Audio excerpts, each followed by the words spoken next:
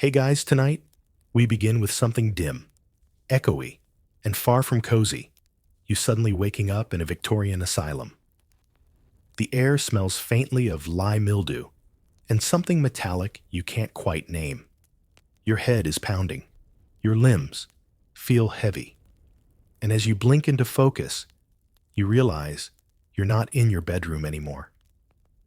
You're lying on a low, lumpy mattress stuffed with straw, covered in what appears to be a thin wool blanket that smells like a sheep dipped in antiseptic.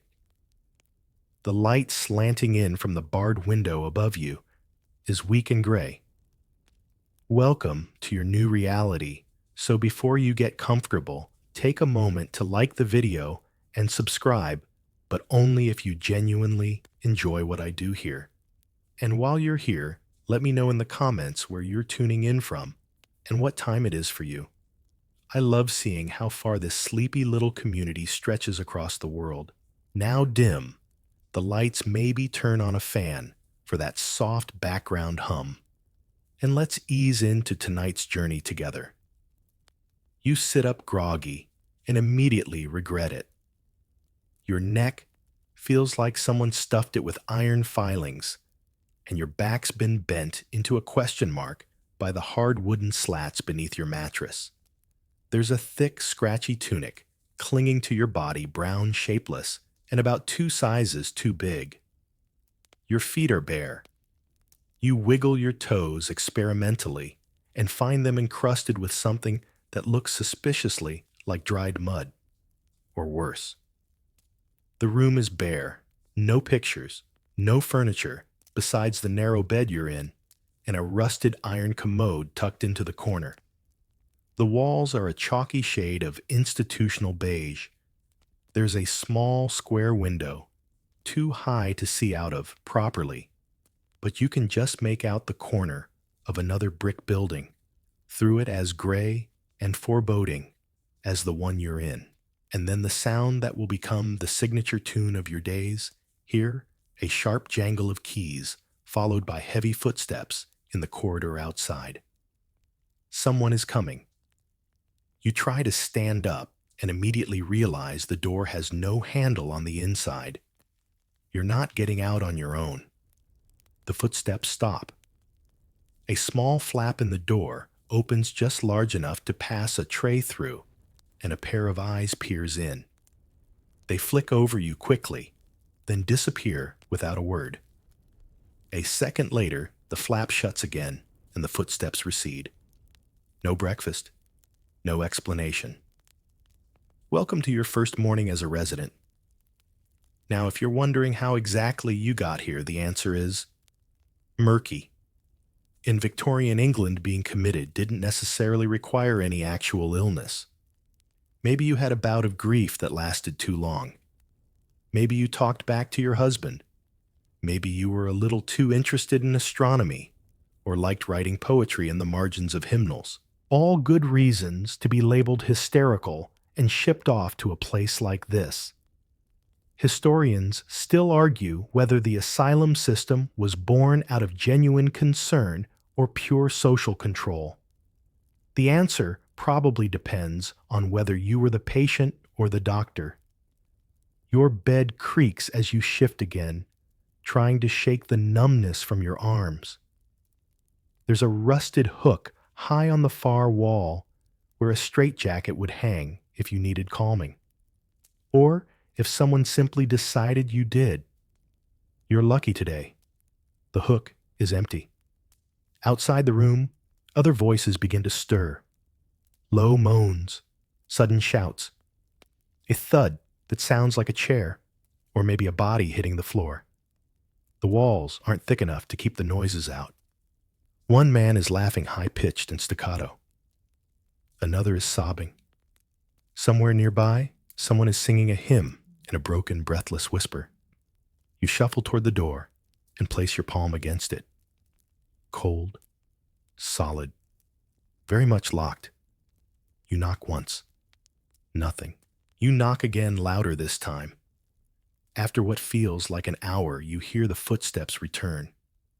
This time the door creaks open, just enough to let a squat woman in a drab uniform slide through.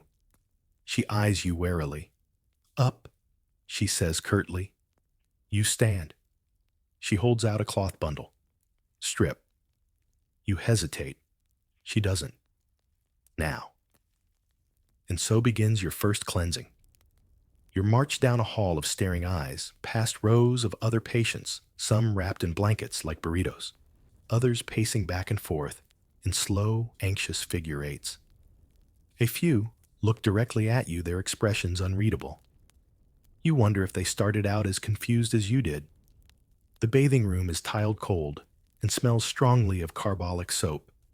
There's a tub in the center filled with water that might once have been warm, but is now decidedly not.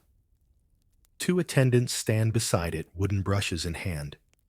You're told to climb in. They scrub you like they're cleaning a fish. Your skin burns from the friction and the lye. They don't speak.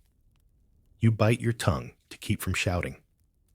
Afterwards, you're handed a clean, coarser version of the same brown uniform and led back to your cell. No towel, no shoes, no explanation. You're left alone again. The day hasn't even properly started. Victorian asylums were built to house the mentally ill, but also the inconvenient, the outspoken, the misunderstood, and sometimes just the poor. While some physicians claim to follow moral treatment principles, structured routines, fresh air, and meaningful activity, the truth was often harsher. Overcrowding turned hospitals into prisons. Staffing shortages meant patients were often treated more like livestock than humans. One quirky fact: many Victorian asylums were designed in a special floor plan known as the Kirkbride Plan, an architectural model intended to cure by design. Each wing was supposed to symbolize a progressive step toward mental recovery. In theory. In practice, you mostly just got a nice view of the graveyard from the East Wing. You glance at the single blanket on your bed and try to convince yourself this is just temporary. A mistake. Maybe they'll realize you don't belong here. Maybe tomorrow someone will explain what happened. Maybe they'll let you leave. But as the door creaks shut behind you and the key scrapes in the lock, you're left with a thought more chilling than the tiled bath floor. What if they never do? You've barely adjusted to the stale air and itchy tunic when the door swings open again. This time, you're not alone. The attendant from earlier gestures for you to step out. The corridor beyond is dimly lit by narrow skylights, their glass mottled and smeared with something that probably used to be clear. As you follow her down the hall, the smell changes, not better, not worse, just different. Like old soup mildew, and fear had a family reunion. Your bare feet slap softly against the stone floor. You pass door after door, all identical. Some open slightly, just enough for an eye or hand to slip through. Others are shut tight, latched with heavy bolts and stained from the inside. You don't ask questions. You're starting to learn the rules. She leads you to what appears to be a large common room. It's filled with a smattering of patients, some seated, some standing, all supervised by attendants whose main qualification seems to be a firm jaw and a dislike of eye contact. A few patients rock gently in place. Others stare blankly at the cracked ceiling. One man in the corner is making tiny, precise stacks of pebbles, his hands shaking just enough to knock them down every time he finishes. You're assigned a chair facing the wall. Not a punishment, just procedure. You're the new one. Too new to trust. You're not alone for long. A woman approaches you, slow and deliberate, wearing the same shapeless brown gown. Her face is drawn and pale, but her eyes are sharp. "First day?" she asks. You nod relieved to hear something that sounds human. "They won't remember your name," she says softly. So don't bother correcting them. You're the new one. Until someone worse shows up. Then you're nobody again. She smiles, but it doesn't reach her eyes. Behind her, a door creaks open, and two attendants escort a man into the room. His hair is a tangle of gray, his tunic torn at the collar. One of his arms is bound in a canvas sling that looks more like a restraint than a bandage. They sit him down beside you. He immediately begins humming, tuneless, eerie, persistent. The woman leans closer to you. That's Arthur. Talks to birds that aren't there. You'll get used to it. You're not sure if that's a warning or advice. Another patient across the room is pacing back and forth, muttering numbers under her breath. She slaps the wall every fifth step, like she's resetting a mental stopwatch. A man by the fire, yes. Somehow there's a small, sad fire burning in the grate is whispering into a cracked teacup. You can't hear the words, but he sounds earnest. It's here in this dim, echoing chamber of whispered prayers and worn slippers that you realize something chilling. This is your new community. Welcome to the ward. The Victorians loved their classifications. Dementia praecox, melancholia, monomania, hysteria. If there was a label for you, congratulations, you got a room. If there wasn't, well, they'd just invent one.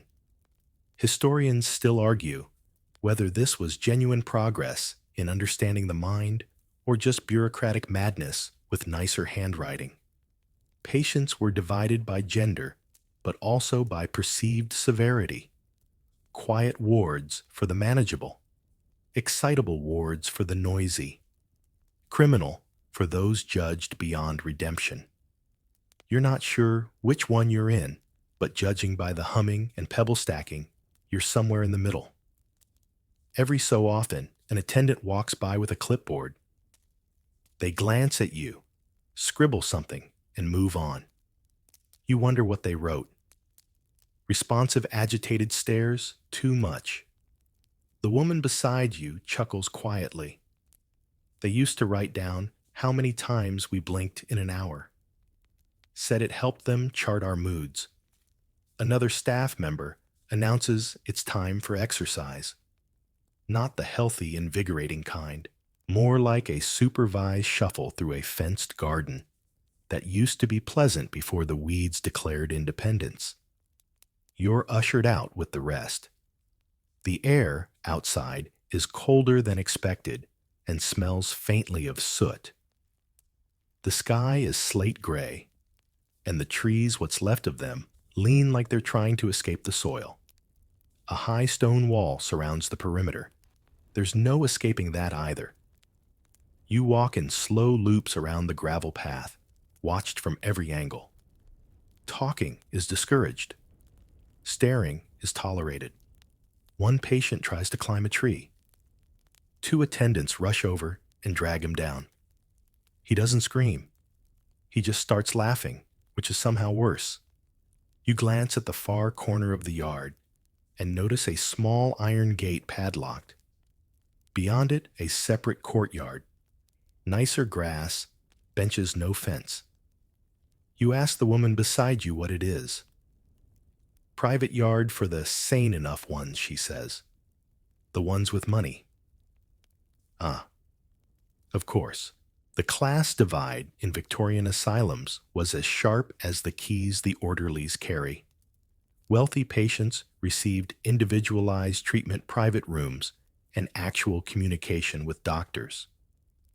The poor, you got what they called standard care, which mostly meant being kept alive, quiet, and forgettable. A quirky fact, some asylums allowed wealthier patients to bring pets, birds in cages, lap dogs. The idea was that animals calmed the nerves. You, however, will be lucky to see a squirrel through the bars.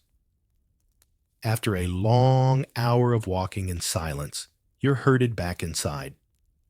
The day is only half over, but your mind already feels like it's sagging under the weight of stillness, scrutiny, and the slow disintegration of time. Back in the ward, a young man is playing a violin badly in the corner. You wonder if it's part of some treatment plan, or just punishment for the rest of you. The attendants begin distributing small notebooks and pencils. You're told this is reflection hour. You can write, draw, or stare at the paper until dinner. The paper smells faintly of mold. The pencil is worn. You scribble a few lines. Where am I? How long have I been here? What did I do? No one answers. The woman from earlier peeks at your page and snorts. It's not about truth, she says. It's about looking productive. You draw a tree instead. You're not sure what kind. You make it very tall, taller than the wall. You don't know what time it is anymore. The clocks in this place are mostly decorative, too high to read, too slow to trust. A faint bell rings somewhere down the hall, sharp and hollow. The woman who told you about Arthur and the Pebble Man rises from her chair with a sigh. Bath time, she says, like she's announcing a funeral. You're herded again this time, toward the bathing corridor.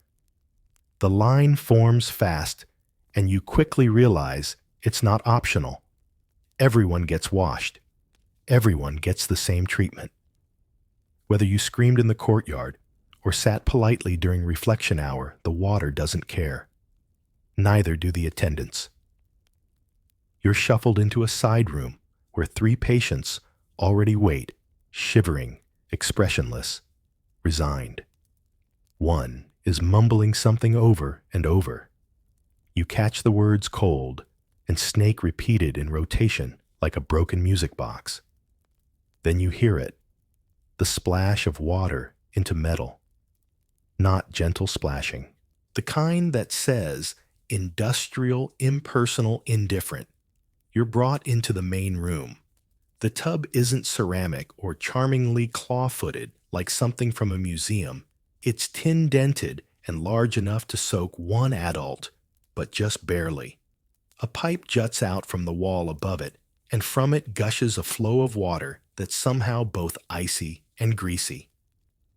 Strip says an orderly with arms like stovepipes. You hesitate just for a moment, but your hesitation is met with a rough tug at your sleeve. Welcome to your next ritual, the institutional bath. As you climb into the water, every nerve ending in your legs fires a protest. It's not just cold, it's maliciously cold.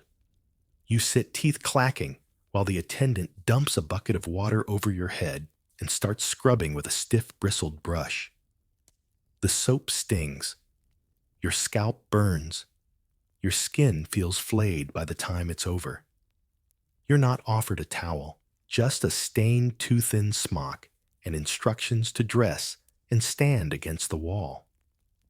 Victorian asylums prided themselves on cleanliness, partly because dirt was considered both unsightly and, more troublingly, morally contagious. The belief was that mental illness could be exacerbated by filth. But no one here mistakes these baths for kindness. They're compliance tools. You feel that in every blistering scrub and frigid rinse. Historians still argue whether these treatments were meant to heal or merely to humble. Was it truly moral therapy, or was it closer to penitence? You're led back to the ward, still damp, shivering, and smelling faintly of cheap soap and boiled despair. One of the other patients you bathed beside is now weeping softly, clutching the sleeves of her smock like they might protect her from what just happened. No one intervenes. The attendants don't notice, or they pretend not to. Back at your chair by the wall, a fresh uniform has been laid out. It's identical to the last one. Brown, thick, itchy. It smells like vinegar and old wool. You dress in silence. Just as you sit down, another attendant appears. He has a clipboard and a small stack of papers. Formality, he mutters, handing you what looks like a questionnaire from a particularly bureaucratic nightmare. Name, date of birth, date admitted, next of kin, symptoms observed, diagnosis. You stare at the paper. Diagnosis, monomania with delusional tendencies. You frown. I never said, but he's already walked away. So that's your label now. Monomania, a fancy word for they won't stop thinking about one thing. What's your one thing? You wish you knew. Somewhere in the asylum's labyrinth of paper files, you now exist. There's a name on a clipboard, a note beside your door, a drawer full of sparse observations and even sparser sympathy. As the ward begins to settle into the post-bath lull, you start to notice the uniforms more clearly. Patients in brown, attendants in gray. Doctors, if you ever see one in stark black or pristine white. Color here is symbolic. Brown, you are broken. Gray, you control the broken. Black, you judge the broken. The hierarchy is unmistakable. You ask the woman from earlier how often baths happen. Twice a week if you behave, she says. Every day if you don't. You gulp. That's backwards. She shrugs. Everything here is. Later that day, just before supper, the ward doors swing open and a new patient is brought in. Young, gaunt, trembling. He looks around wildly and mutters something about music and needles. An attendant grips him tightly by the elbow. Another adjusts his restraints. The moment he's seated, an eerie hush settles over the room. Everyone knows that look. Everyone knows the fresh, frantic terror of arrival. You've been that face. Some will survive the transition, others will not. As if to punctuate the mood, a faint clang rings down the corridor, the signal for supper. Dinner is served in a communal dining room. Long tables, iron spoons, stew in dented bowls. You sit where you're told. Speak only if addressed. The man beside you is carefully separating his peas from his broth with the precision of a watchmaker. The woman across from you refuses to eat. She just stares at her spoon like it holds the secrets of the universe. The food is lukewarm and tastes faintly of tin, but it's edible, and it's something. One quirky detail Victorian asylums often employed their patients in the kitchens. You might be eating food cooked by someone who hours earlier was screaming into a cushion, but it's therapeutic labor, according to the staff. For some, maybe it is. For others, it's just unpaid work in a locked kitchen. When the plates are cleared, you're escorted back to the ward, and once again, you sit. You're beginning to understand the true weight of time here, not just minutes and hours, but the unending sequence of nothing punctuated by rules. You're not just housed in a building. You're suspended in a system. Later, as the lamps are dimmed and the howls begin to stir in the distant wards, you crawl into your cot and pull the thin blanket over your body. It offers no warmth, only weight. You trace your fingers along the bed frame, searching for comfort or memory. You find neither. Outside your tiny window, a breeze rustles the dry branches.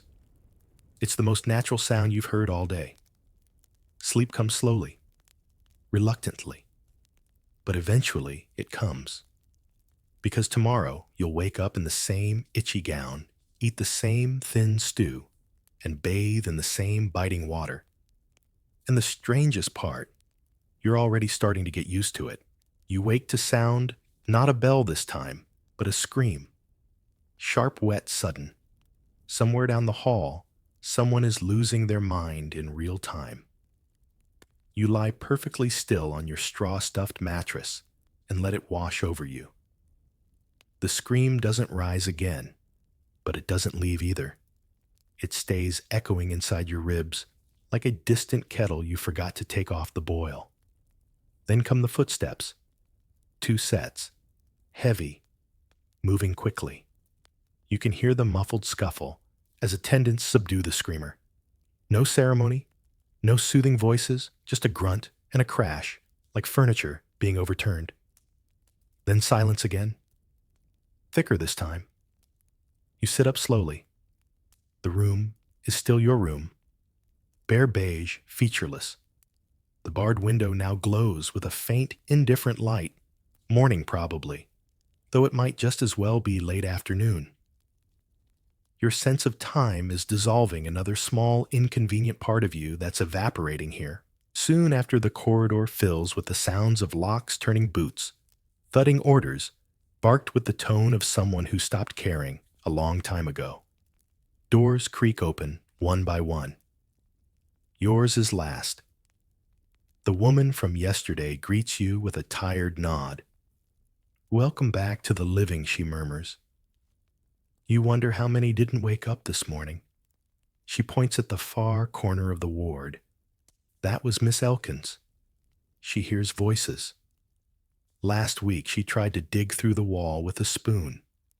Thought the bricks were hiding her brother. You blink. She doesn't have a brother, the woman adds. Not anymore. You say nothing. The day begins, as all days begin now, with a thin bowl of porridge and a wooden spoon. You eat while seated on the same hard bench surrounded by the same faces. Arthur is still humming. The man with the pebbles now stacks matchsticks instead. The singing patient has moved on to lullabies, soft off-key haunting. You try to focus on your meal, but the sounds are relentless. Whispering, muttering sudden laughter, prayers in Latin, the clatter of utensils, the occasional barked reprimand from an orderly. It's a full orchestra of fractured minds, and none of them are leaving. Victorian asylums were notoriously sound-rich environments. The constant cacophony was noted in dozens of patient letters and visitor reports. Some rooms were so loud that doctors had to conduct interviews by writing questions on slates. Patients who weren't already unraveling were at serious risk of fraying from the auditory overload alone.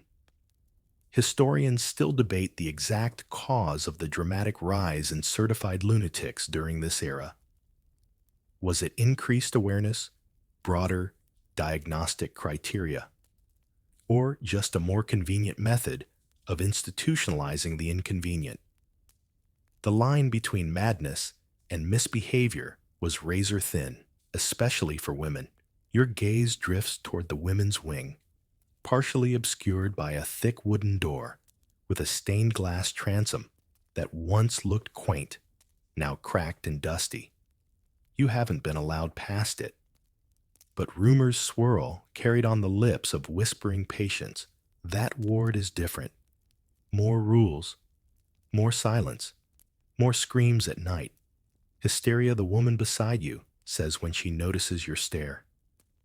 That's what they say about anyone female who cries too much or talks too loud. You glance at her. She gives a crooked smile. I liked books. My husband preferred me quiet. So here I am. She scoops her porridge. Now I read labels on soap and count tiles on the floor. That night you will lie awake thinking about how thin the walls are between your cell and that door, and how much thinner the walls are between reason and diagnosis. But the day isn't done with you yet. After breakfast, you're led to rec time, not recess, not recreation, just an unstructured hour with a tray of dominoes, a box of faded playing cards, and a few broken pencils. You pick a domino at random and trace its pips with your thumb. It's missing one. Across the room, a patient carefully organizes torn paper scraps into a circle. No one speaks. You get the sense that noise is tolerated only if it's involuntary. Then the violin starts again. The same off-key patient from before has apparently been granted practice privileges. His playing scrapes at your spine, each note a little wrong, like music written by a fever dream. But no one stops him. Perhaps because it keeps his hands busy. Perhaps because it keeps the rest of you docile. That's the thing about the noise here. It isn't just background. It's part of the architecture. The endless drone of the human mind unraveling becomes as structural as the stone arches and barred windows. And like those arches, it's not going anywhere. A quirky tidbit. Victorian asylums were sometimes built with curved corridors or round rooms in the belief that corners encouraged brooding. No right angles, no dark thoughts. But the noise, that came no matter what shape the walls were. Later, as you file back into your ward, you pass a man being dragged the opposite way. His mouth is clamped shut, but his eyes scream louder than anything you've heard all day. He's taken toward the treatment wing, where they do the experiments. You ask what happens there. The woman beside you only says, "That's where they take the people who hear things no one else wants to hear." You don't ask again. By now, your ears have stopped trying to filter out the madness. You hear everything, the sobbing behind the wall, the gentle clink of chains being adjusted in another room, the scraping of nails on the underside of a table. It all blends together, a continuous soundscape of helplessness. When lights dim that evening, if you can call the flickering gas lamp's light, you lie in bed and find your own sounds to cling to. The drip of condensation from the ceiling, the rustle of straw under your elbow, the tiny creak of your bunk as you shift your weight. Each one is yours. Each one proves you're still here, still tethered to something real. But the screams, they never quite go away. Your name is still yours, at least in your head, but that doesn't matter much here. Today, you're referred to as Patient 47. You discover this as you're lined up in the corridor with the rest of your ward mates waiting to be certified. No one explains what this means until you see the green-covered ledger under the physician's arm and the ink-stained fingers of the clerk beside him. The doctor never looks directly at you. He flips your paper glances at your height and weight, already recorded somehow, and asks the attendant, "Not you. Has this one been violent?" "Quiet," the attendant says. The doctor nods, like that's a flaw. The clerk scratches a note. Diagnosis confirmed. You are now officially legally a lunatic. Welcome to the British bureaucracy of mental illness circa 1875. Being certified means the asylum can keep you here indefinitely. It means your property, if you had any, can be seized. It means your family, if they ever visit again, needs permission just to say your name. It means the system no longer sees you as a person. You're now an entry in a ledger, a soul with a stamp. Historians still argue whether certification was a safeguard or a trap. Technically, it required 2 medical professionals and 1 relative or public official to agree. In practice, it was often 1 frustrated husband and 2 overworked doctors checking boxes before lunch. And once the ink dries, getting out becomes exponentially harder. You're escorted back to the common room where a few others are already certified. You can tell who they are. They wear it differently, not like a label, like a bruise. One woman whispers to herself while twisting the sleeve of her smock. She's been certified for years. You ask the woman beside you, your unofficial guide, what her diagnosis was. She wept too much after her child died, she says. Her husband said it wasn't normal. You glance back at the woman. She's still twisting. The rest of the day proceeds as usual. Gruel hymns a walk through the weed-choked garden, where the roses have long since given up. You try to ask a question about treatment, about when you'll see a proper doctor. The attendant shrugs. The doctor's busy. Busy with what? You don't ask that aloud. You're learning. A quirky detail about Victorian asylums: many physicians genuinely believed they were doing important, noble work. Their journals are filled with carefully inked notes about revolutionary progress. They spoke in hushed tones about cranial measurements, facial symmetry, and dreams as diagnostic tools. They were fascinated by phrenology, measuring bumps on the skull to determine madness. It's all laughable now, but back then, those lumps held your future. You once read a book where doctors asked their patients how they felt. Here you're lucky if they acknowledge you as conscious. The only conversations you have are with the walls or other patients or yourself. At dinner, the food is slightly better than usual. A piece of bread that hasn't gone stale yet. A slice of cold potato. You chew slowly, more out of suspicion than gratitude. Across from you, Arthur has gone silent for the first time. He stares down at his empty bowl lips, slightly parted eyes glassy. You nudge your companion. She leans over, studies his face. Oh, they gave him laudanum. You blink. For what? Too much humming? Your mouth goes dry. Laudanum was a favorite Victorian remedy, a syrupy mix of alcohol and opium that soothed everything from headaches to heartbreak. In asylums, it was used to silence the inconvenient. Too many questions, too loud, too anxious. A teaspoon of laudanum, and suddenly you're docile, forgetful, and manageable. The woman beside you stirs her stew. It's the only quiet they know how to make. Later, back in your cell, you lie on your mattress and wonder if you'll be next. You haven't hummed, you haven't screamed, but you've thought about it. You can feel your own thoughts beginning to curl at the edges like paper too close to flame. Everything here is designed to flatten you: routine, silent surveillance. The room shrinks a little more every night. As you drift toward sleep, a new sound creeps in. Not screams this time, singing. Someone somewhere is humming a lullaby. It's off-key, cracked with exhaustion, and strangely beautiful. You press your ear against the wall, trying to hear better.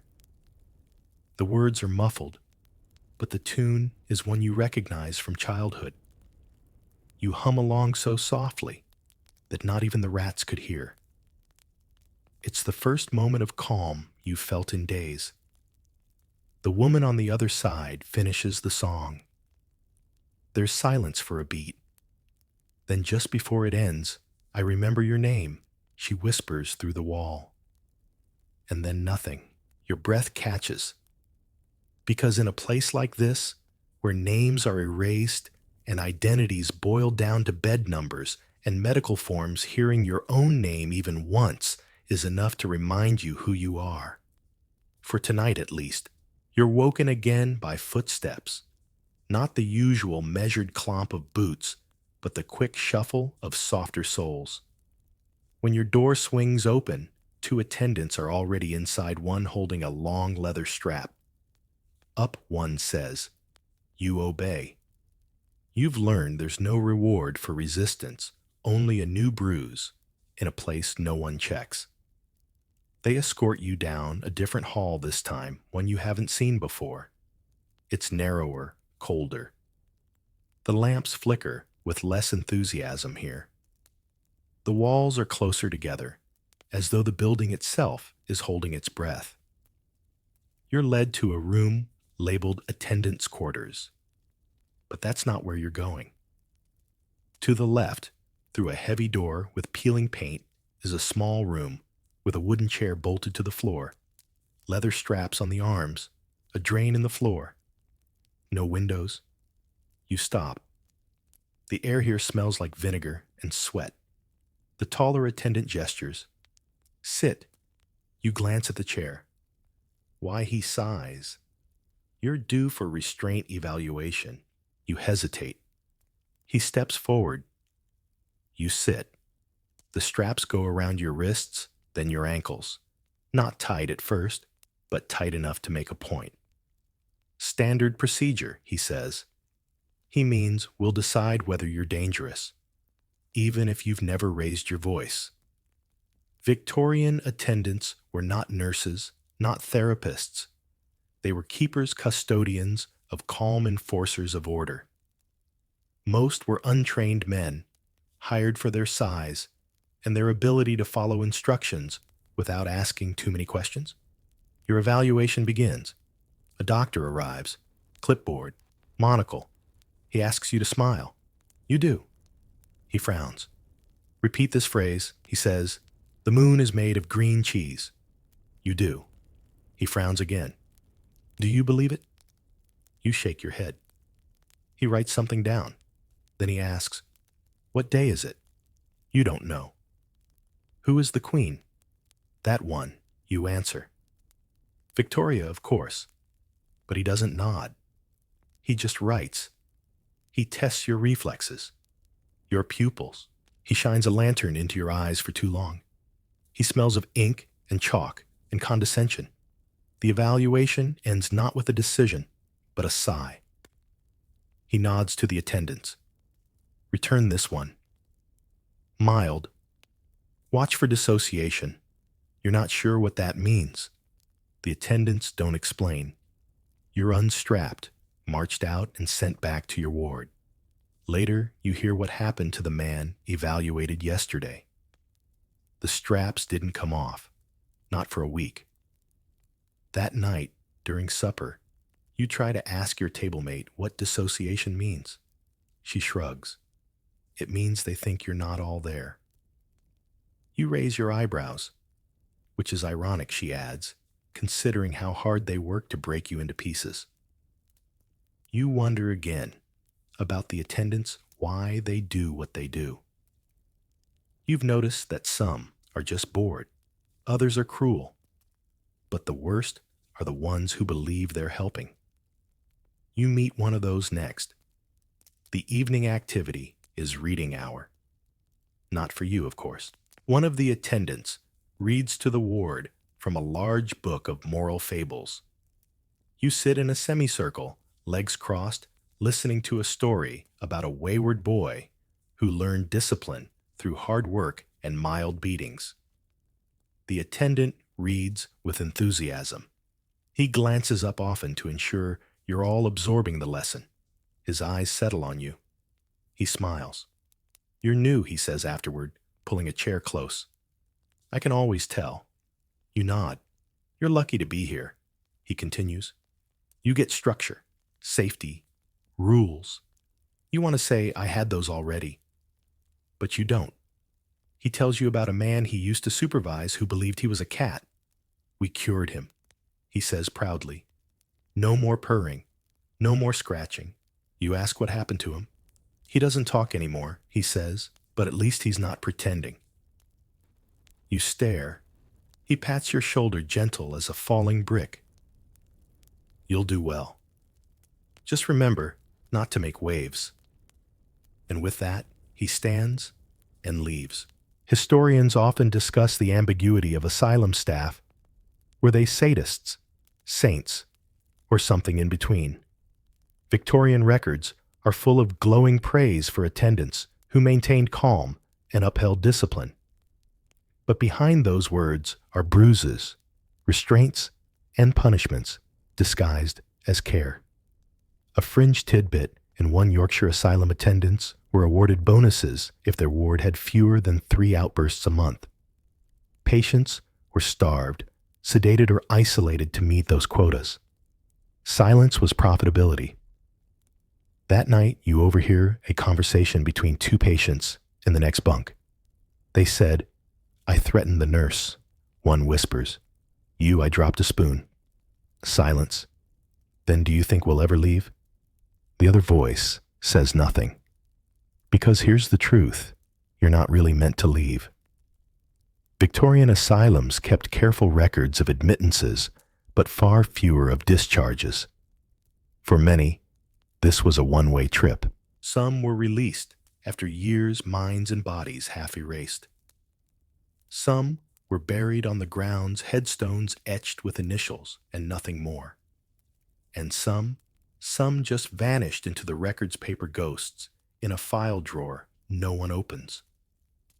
Back in your bunk, you lie awake again. You try to remember what day it is, but your mind refuses. It's too busy sifting through today's interactions, trying to decide which one was most surreal. The chair with the straps, the fable about beatings, the smile from the attendant who saw your brokenness as progress. You give up. You count the cracks in the ceiling instead. 1, 2, 3. And somewhere, between 9 and 10, your eyes close. Because even nightmares eventually fall asleep. The mornings don't sneak up on you anymore. You wake before the knock, before the footsteps, before the light has properly returned to your tiny cell. Your body knows the rhythm. Now eyes open, bones groan, blanket off feet on cold stone. Today, though, something shifts. There's no scream, no frantic shuffle, just the eerie calm of expectation, like a room that knows it's about to be cleaned. When your door opens, the usual attendant is replaced by someone new, younger, neater. His uniform doesn't yet sag with apathy. He looks you in the eye. "Time for the washroom," he says. You nod. That part's familiar. But today, after the bath, a routine you now tolerate with the same enthusiasm as tooth extraction, you're not returned to your ward. Instead, you're marched down another hall, one that smells faintly of chalk and ink. There's more light here. Not pleasant light, just more of it. Artificial. Controlled. Like someone tried to bottle daylight and spilled it across the ceiling. You're brought to a long corridor lined with narrow doors, each marked with a number and a brass peephole. The attendant knocks twice on door 16, then opens it. Inside, a small basin, a mirror, and a stool. On the stool sits a woman in a uniform too clean to be real. She holds a brush and a bowl. "You're on the doctor's list today," she says. "Time to tidy up. You're confused." "For what review?" she replies. "He'll want you presentable."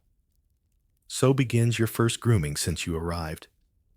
She brushes your hair with the clinical care of someone preparing a cadaver. She scrubs your nails with lemon soap and trims them with scissors so dull they pinch more than they cut. She pulls your tunic straighter, folds your sleeves, and curiously dabs a tiny bit of rose water at your collar. Victorian institutions were bizarrely fixated on appearance. Cleanliness was godliness. Order equaled recovery. If you looked sane, they reasoned you might just become sane, or at least fool the family when they visited. Historians still debate whether this emphasis on grooming helped or harmed. Was it dignity or just cosmetic compliance? You're not sure, but the mirror doesn't lie. You look less like a wild-eyed inmate and more like a tired school teacher. The transformation is unsettling. You're led to a waiting bench.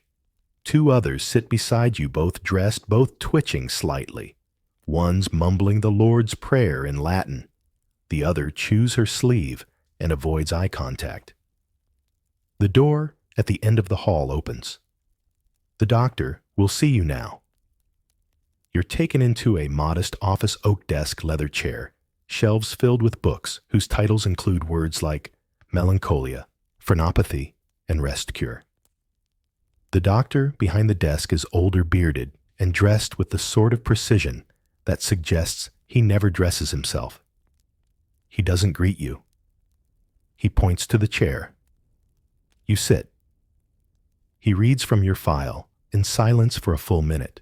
Then, "Do you know where you are?" "Yes," you say. "Do you know why?" "No." He grunts.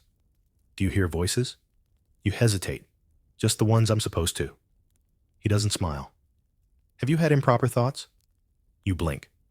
About what about yourself? Others. Unnatural behavior. You don't answer. Because in this room, that's a trick question, no matter what you say. He makes a note. Then he holds up a sheet of paper and places it before you. Draw something. You look at the pencil. What? Anything. You draw a tree again, the same one from days ago. Tall, reaching roots deep and desperate. He studies it. Trees often represent longing, he says. Do you long for anything? Yes, you reply. Clarity. He writes that down. Then he tells you to return to your ward.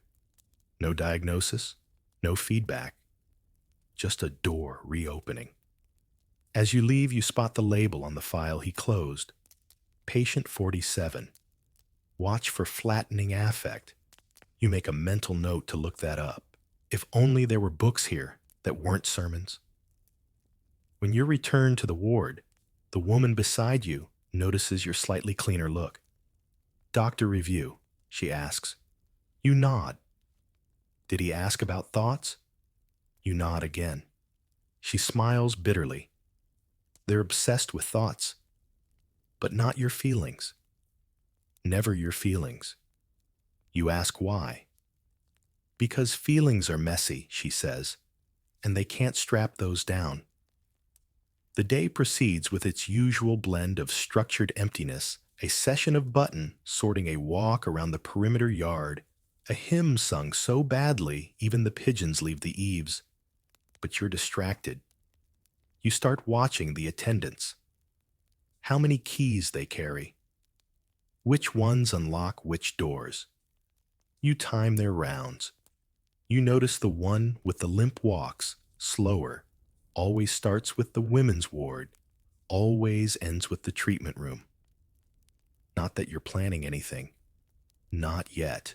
But the thought of escape, of movement beyond these walls, has started taking root, like moss, between cobblestones.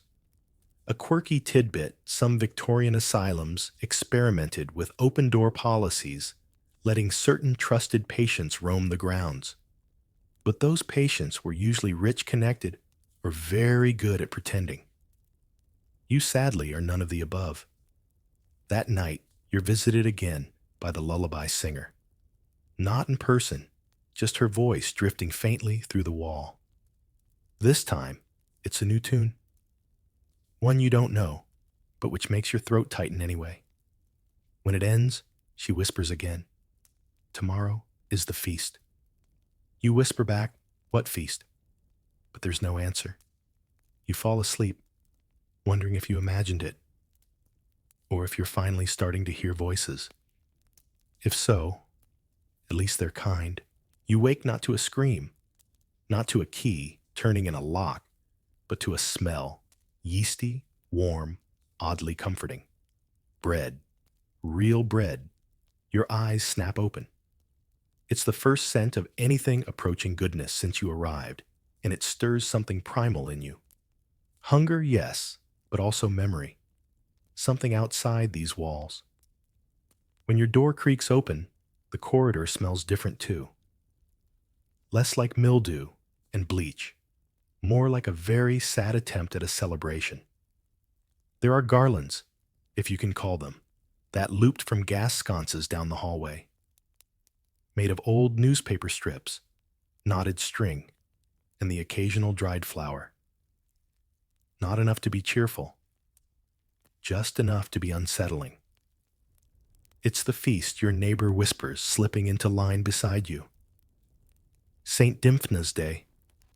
Who you ask. She smiles. Patron saint of the mentally ill. You blink. That's oddly specific. You're led to the dining hall, which has been transformed, or at least tidied. The tables are covered with paper sheets. The usual bowls of gray porridge are replaced with actual plates. There's boiled cabbage, stewed carrots, and yes, real bread rolls. You could cry. You're told to sit. You obey without hesitation. An attendant, passes setting a small tin cup beside each plate. Cider, or at least something like it. It fizzes faintly. You take a sip and taste vinegar and apples. The cup is dented, but it might as well be gold. St. Dymphna's Day is one of the few days the asylum pretends you're human. There's food song and something resembling conversation. Even the attendants look slightly less murderous. Slightly. Across from you, Arthur tries to arrange his bread into the shape of a swan. The matchstick man taps his roll before eating it as if checking for poison. The hymn woman weeps quietly while chewing. Your neighbor leans over. Careful, with the cider, she says. They laced it last year. You pause. She shrugs. Not this time. I checked mine. The meal proceeds with a weird dreamlike pace. You chew slowly, unwilling to waste a single bite. The bread is real. You're certain of it. It flakes just enough. It's warm in the center. It might be your last good thing for a while. Halfway through the meal, the head physician enters. He walks between tables, nodding to staff, ignoring patients. His jacket is buttoned so tightly it creaks. He taps your shoulder as he passes. Still quiet, he asks the attendant behind you. Very. He nods and walks on. That's your entire identity now. Still quiet. Not improving. Not participating. Just not a problem. Victorian institutions often used feast days to showcase the illusion of care. Donors might visit. Trustees might stop by.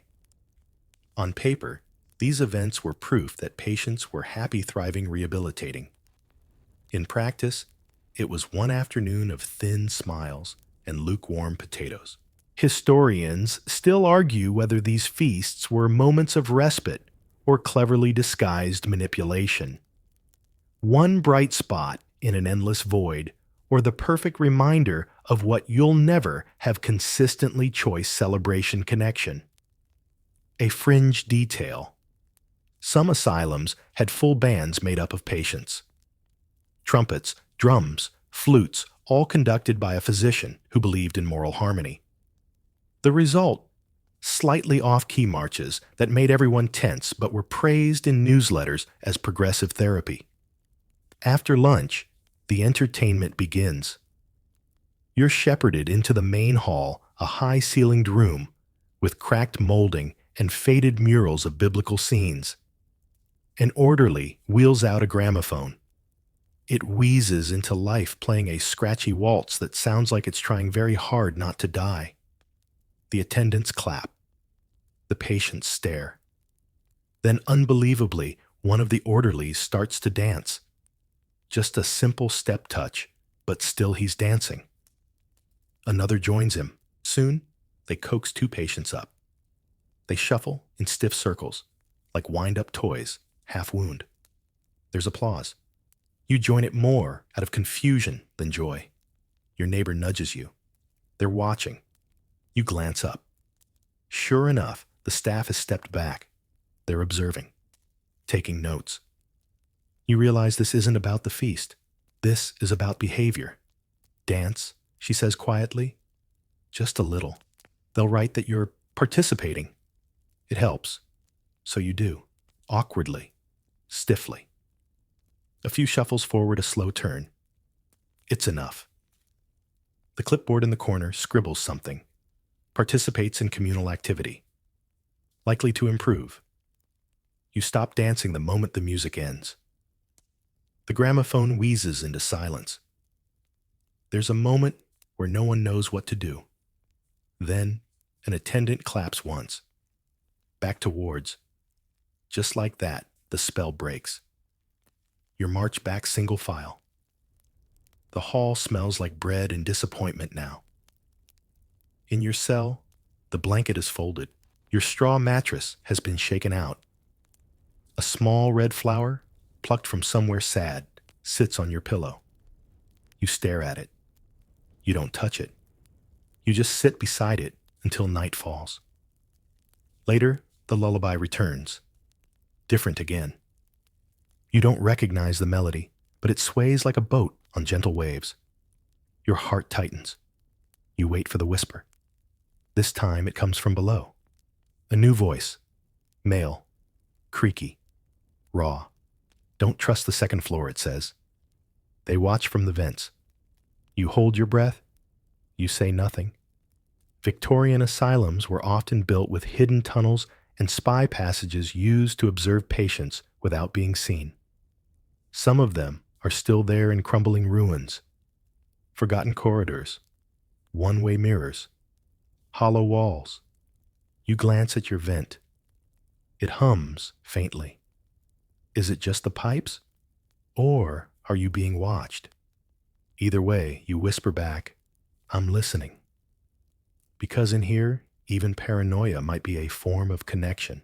You're handed a basket, a small one made of splintering reeds with 2 handles and a faint smell of mildew.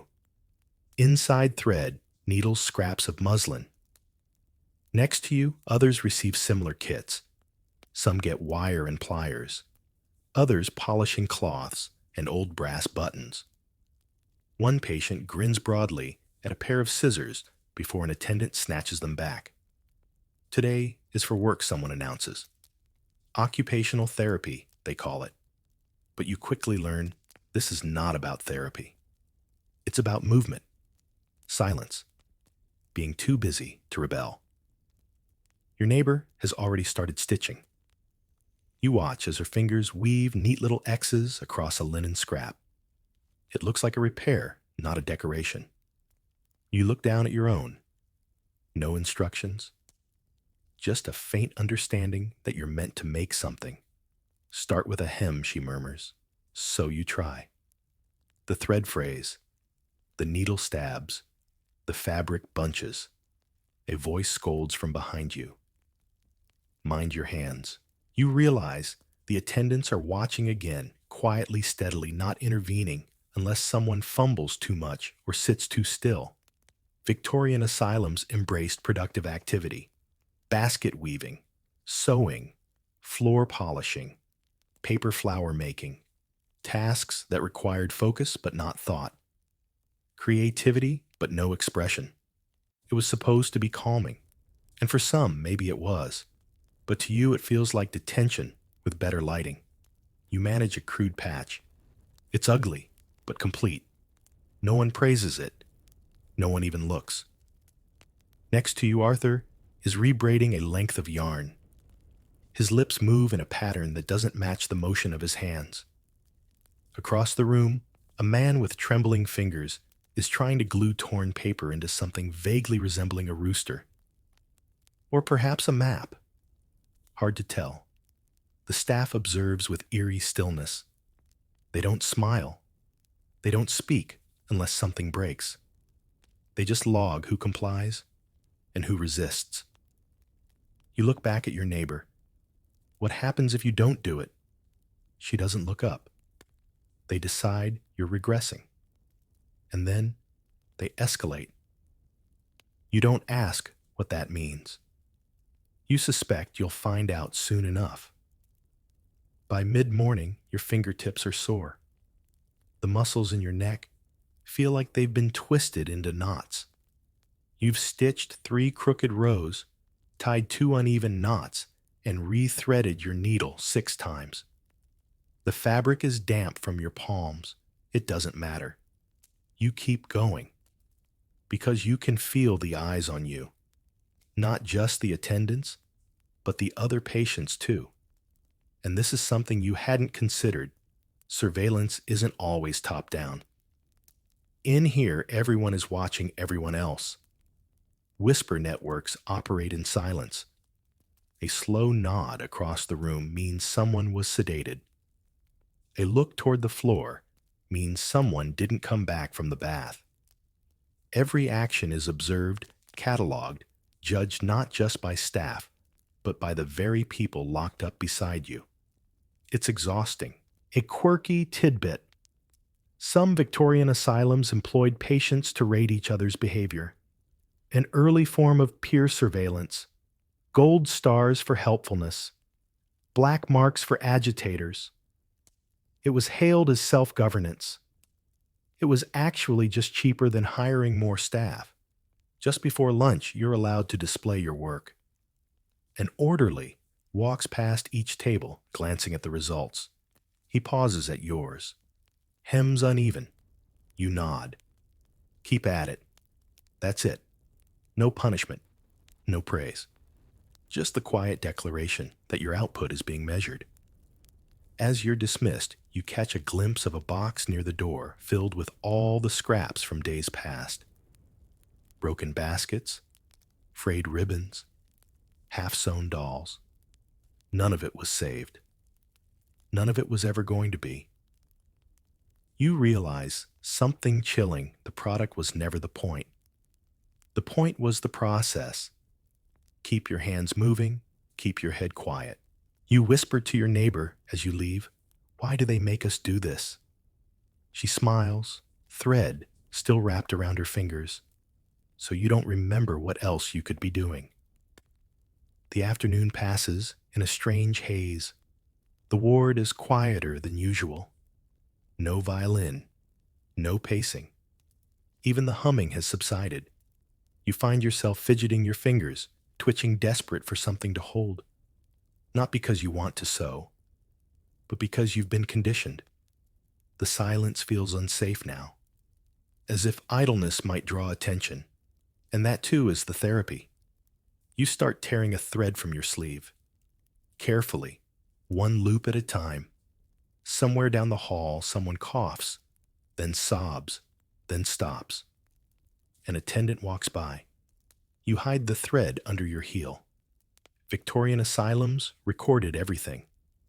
Patient behavior charts were filled with phrases like inattentive during sewing, disruptive during brushing, refused basket making. These were marks against your progress. Refusal equaled regression, and regression meant treatment, which in most cases meant punishment. Later during the evening walk, you notice the threadbare paths your feet trace. Same route, same turns, same cracks in the wall.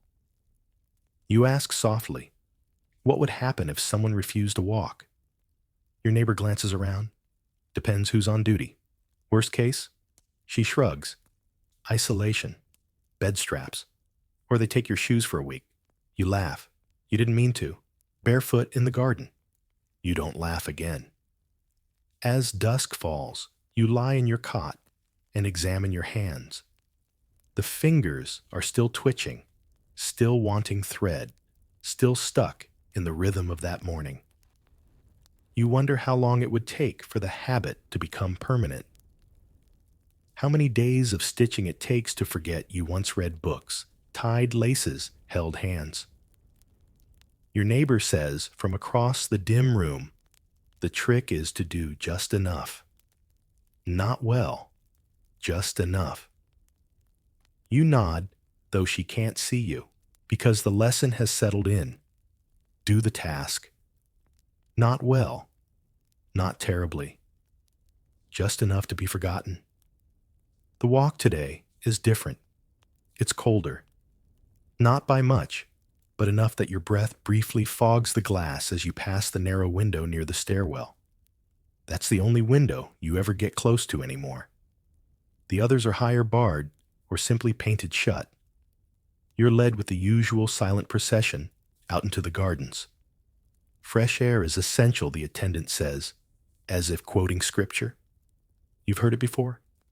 It's part of their doctrine alongside routine builds. Resilience and stillness is a form of discipline. Outside, the air bites. You clutch your thin cloak closer. It barely helps. The gardens are no Eden. Wilted hedges, patches of bare dirt, a bench with one leg shorter than the others. But they walk you through it daily, twice on Sundays. Always the same route. Around the fountain, past the statue of some pious donor, back again.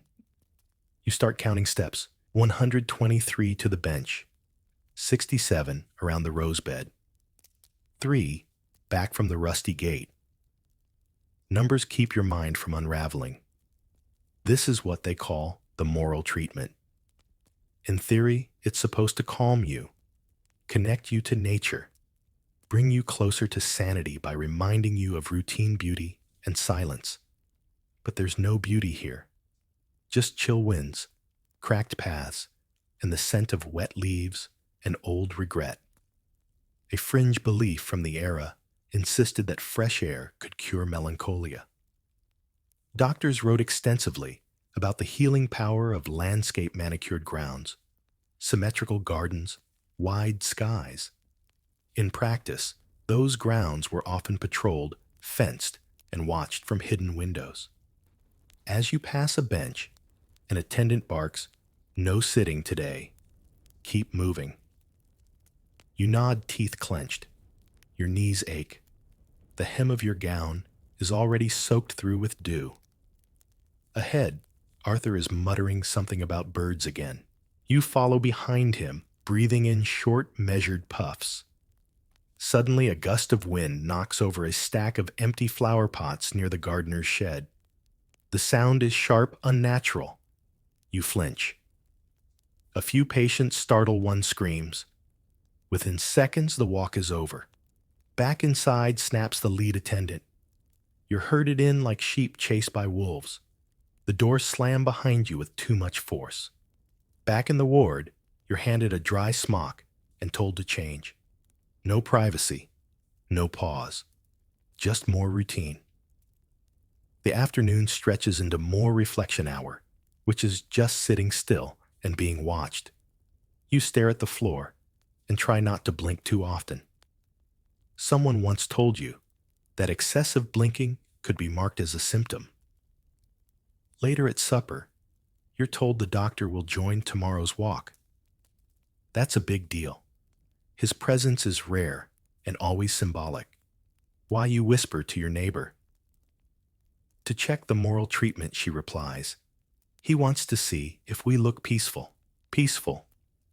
That's the word they use when your eyes are dull, your voice low, and your movement slow enough not to bother anyone. That's what they reward. So the next morning, you walk with slower steps. You breathe deeply. You tilt your face toward the weak sun, like it's nourishing. The doctor arrives, flanked by two attendants. He walks behind the group, hands folded, nodding occasionally. You hear him mutter, "Better posture this week. Ward 3 is improving." It's not a compliment. It's an observation. You pass the bench. No one sits. You pass the statue. No one looks. You pass the fountain. Still broken. Still full of leaves. The moral treatment was supposed to offer dignity. Gardens, clean clothes, gentle routine. But historians still argue whether it actually healed anyone or just disguised the horror in lace collars and fancy terminology. One quirky element. Some asylums held gardening competitions. Patients would dig prune weed, then judges would award ribbons. Sanity by soil, they called it. But there's no competition today. Just silence, cold air, shuffling feet. When the walk ends, you return to the ward without incident. That's a win here. No falls, no panic, no spilled flower pots. You sit in your chair and feel the ache in your legs bloom into something familiar. Routine, silence, stillness. This is the asylum's holy trinity.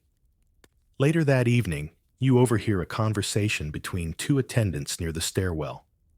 They're calmer now, one says.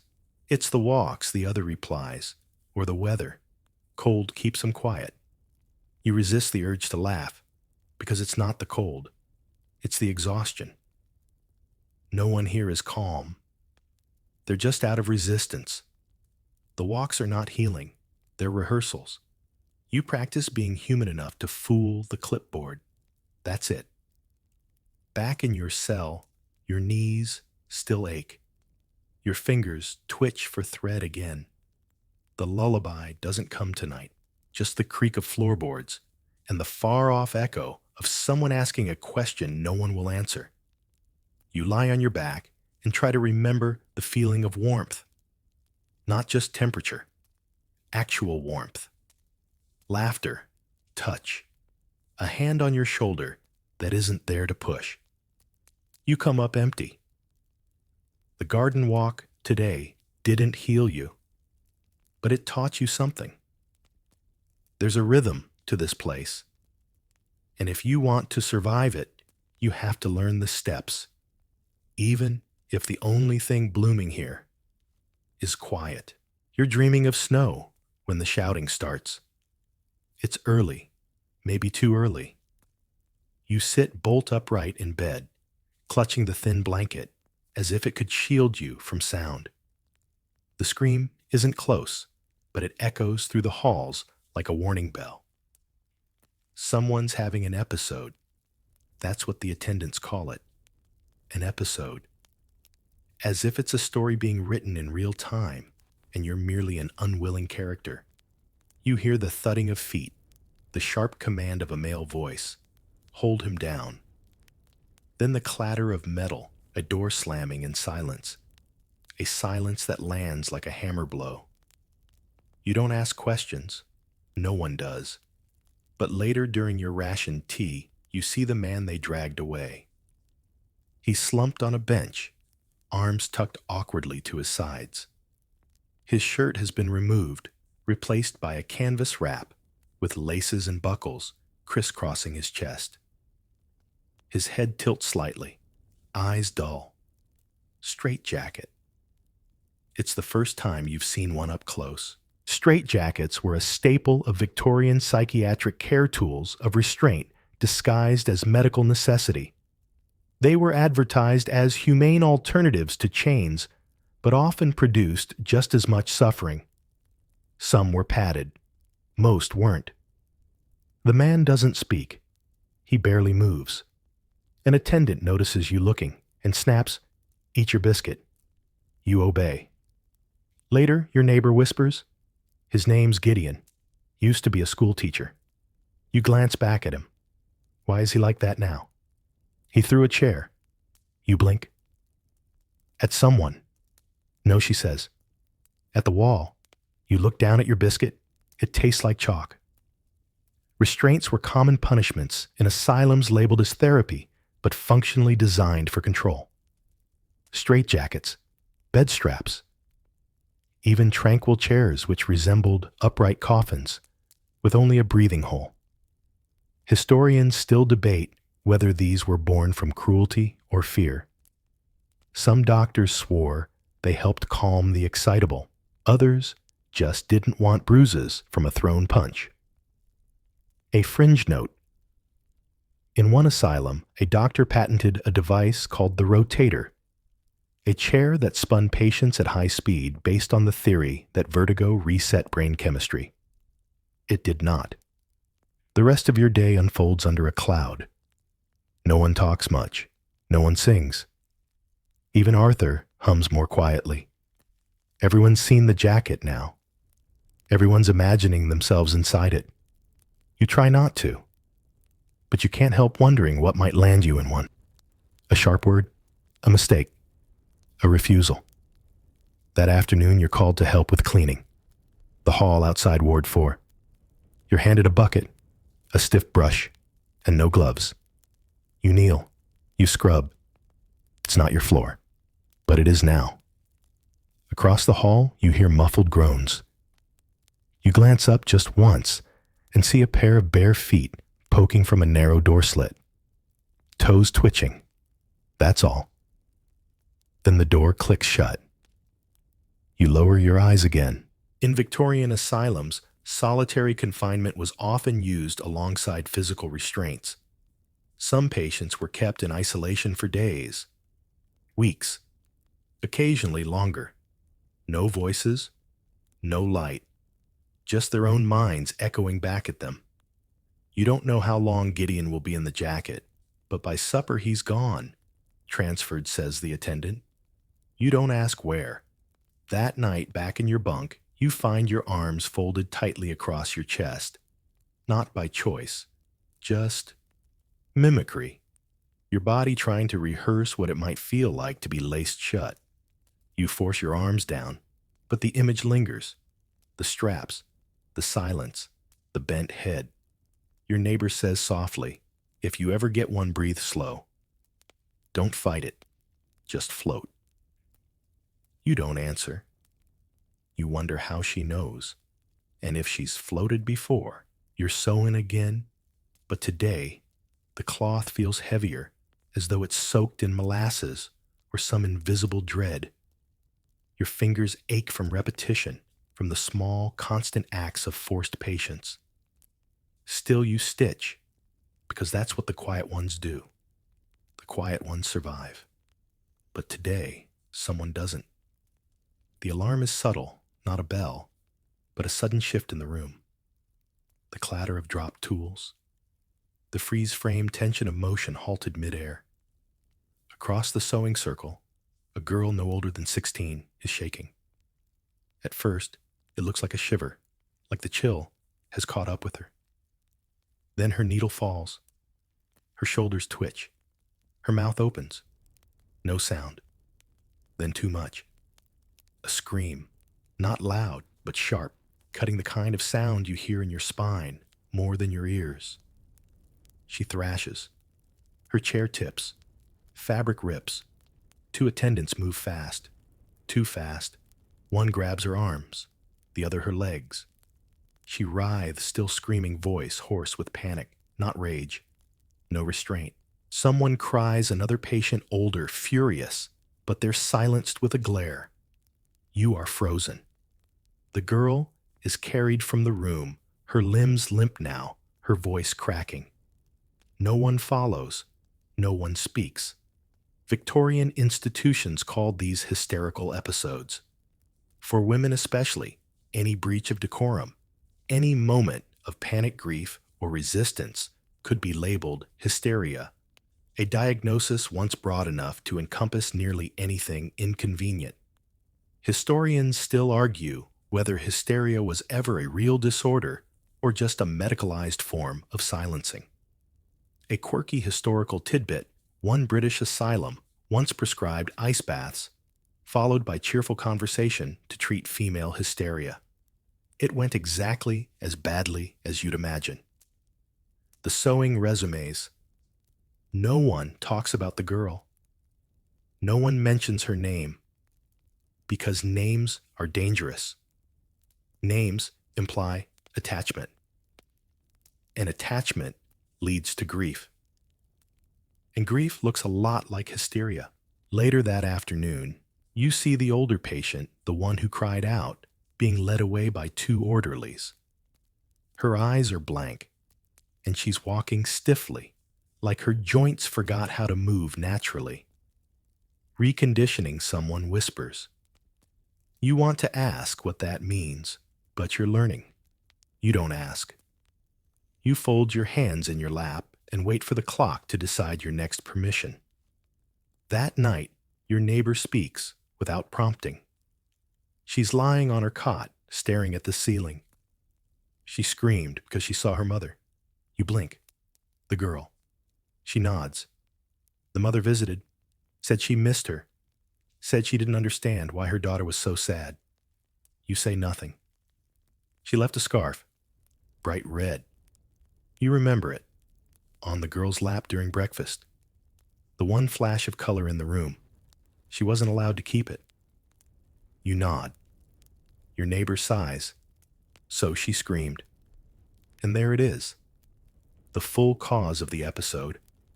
A reminder of outside. Of love. Of something soft in a place made entirely of hard corners.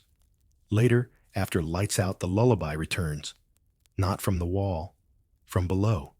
Same cracked voice as before. But this time, the song is interrupted. A thud. Then a hiss. Then silence. The next night, no song. No voice. You press your ear to the floor, just to make sure. But nothing answers. Maybe they took him. Maybe he stopped singing. Maybe he was never there to begin with. You roll onto your back, eyes wide in the dark. The quiet here is never peace. It's just what fills the space after something's broken. Your dreams are stranger now. Not nightmares, those were weeks ago. Now, It's something softer, eerier, dreams where nothing is quite right. The corridors stretch too long. The attendants have no faces. The garden is indoors, and the fountain sings instead of pours.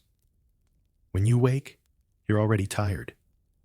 Today begins with a notice medical rounds. The words are said like a blessing, but you see the way some patients flinch when they hear them. One man pulls his blanket over his head. Another rocks, slowly muttering, "No more, no more." You're herded into the examination hall. The room is too bright. The floor is polished so aggressively, it reflects the ceiling. There's a long bench for waiting and 3 curtained areas behind which mystery awaits.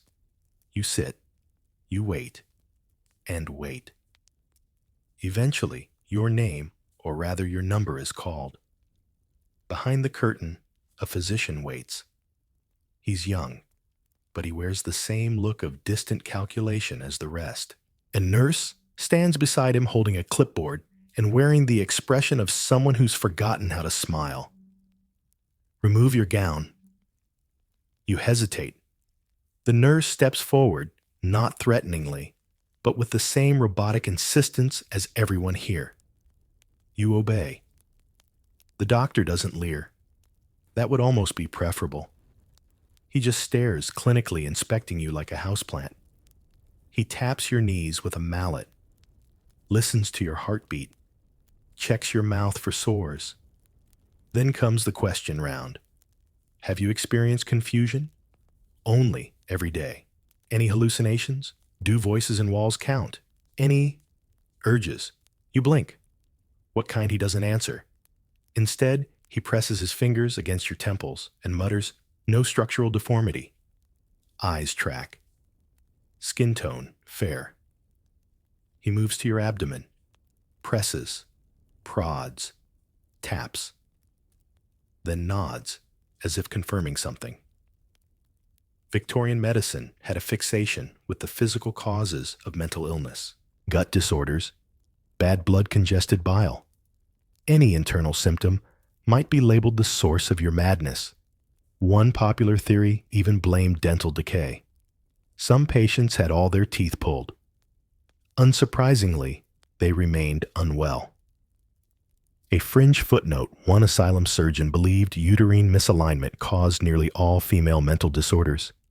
His treatment: manual repositioning. Without anesthesia, you're lucky. Today you only get prodded. The doctor frowns at your chart. Still no improvement. The nurse shrugs. Quiet, compliant, no change. He scribbles something. Then the nurse gives you a tonic, bitter, earthy, like swallowing dirt and metal. You don't ask what's in it. Victorian tonics were alchemical horrors. Mercury, strychnine, arsenic diluted, cocaine often. Some actually helped briefly. Most just numbed you into compliance. You're returned to your ward in a fog. The floor feels far away. The ceiling sways. You lie on your cot trying to remember the feeling of safety. You can't. Not here. Your neighbor sees your dazed expression and nods knowingly. They gave you the tincture. What's in it, you murmur. She shrugs. Mostly lies. The day rolls on without pause. Back to sewing. Back to singing. Back to watching. The singing is quieter today. Someone starts a hymn, then forgets the words. Another patient laughs too loud too long and is escorted away. You don't see him again. During the evening walk, the garden smells faintly of bleach. You pass a patch of dirt that's been freshly turned. No flowers planted. You don't ask. After supper, an announcement: new trial begins tomorrow. Volunteers needed? No details. Just that. Your neighbor whispers, "Say no." Always say no. You nod. But later you overhear Arthur asking to join. Anything to feel something he says. That night, as you lie in bed, the lullaby returns. Just a few notes, just enough to remind you that someone is still beneath you, still breathing, still singing.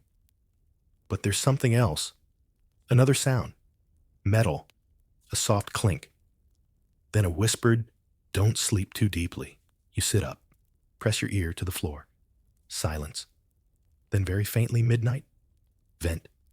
Be ready. Your pulse kicks. You glance at the vent near your cot. Just big enough? Maybe. You crawl toward it and peer in. Dust. Rust. Cobwebs.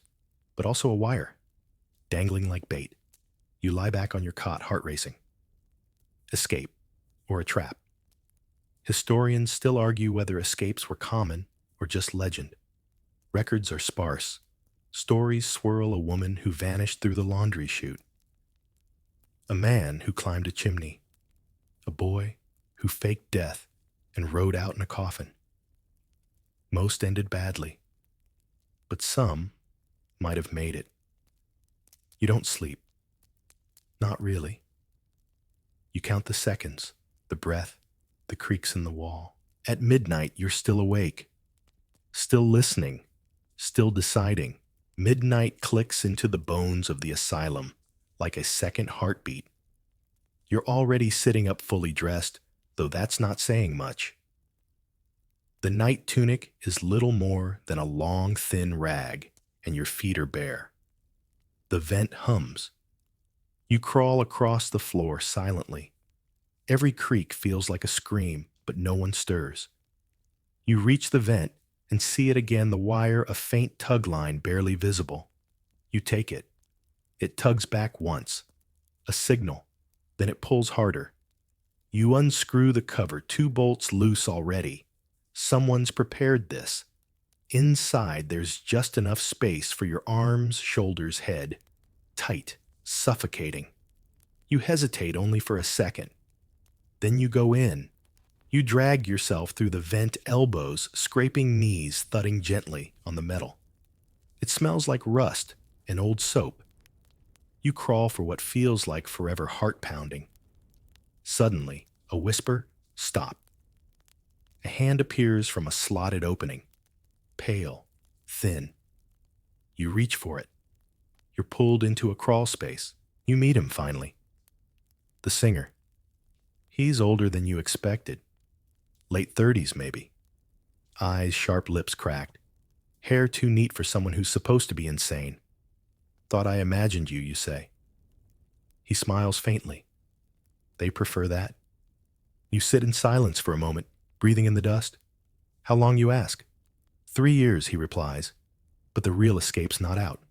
It's in. You frown. Meaning, he points up another vent, slightly wider. Upper floor.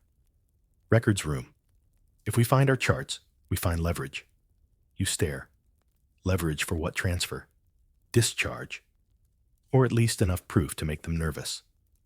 Victorian asylums kept meticulous records. Behaviors. Treatments, family notes. But they also doctored those records. Added symptoms. Removed progress. For some, a forged phrase sealed their fate forever. Historians still argue how many inmates were sane when admitted and how many broke only after years inside. A quirky fact. One doctor coded escape attempts with musical notations. Treble clef meant physical breakout. Bass clef meant mental withdrawal. He claimed it helped track internal disassociation. His charts looked like symphonies. The singer moves. You follow. The vent climbs, turns. He knows every junction. At one point, he stops and listens. Patrol shift. Wait here. You crouch in silence, heart hammering so loudly you're sure it'll give you away. Below, footsteps echo. A voice mutters, "Nothing again." 3rd floor's dead. Another replies, "Good. Let it stay that way." Then silence. You move again. At last, a hatch opens. He gestures. You slip out onto a rafter beam above a dark hallway. Below, file cabinets stretch endlessly, their tops coated in dust. "Welcome to the paper graveyard," he whispers.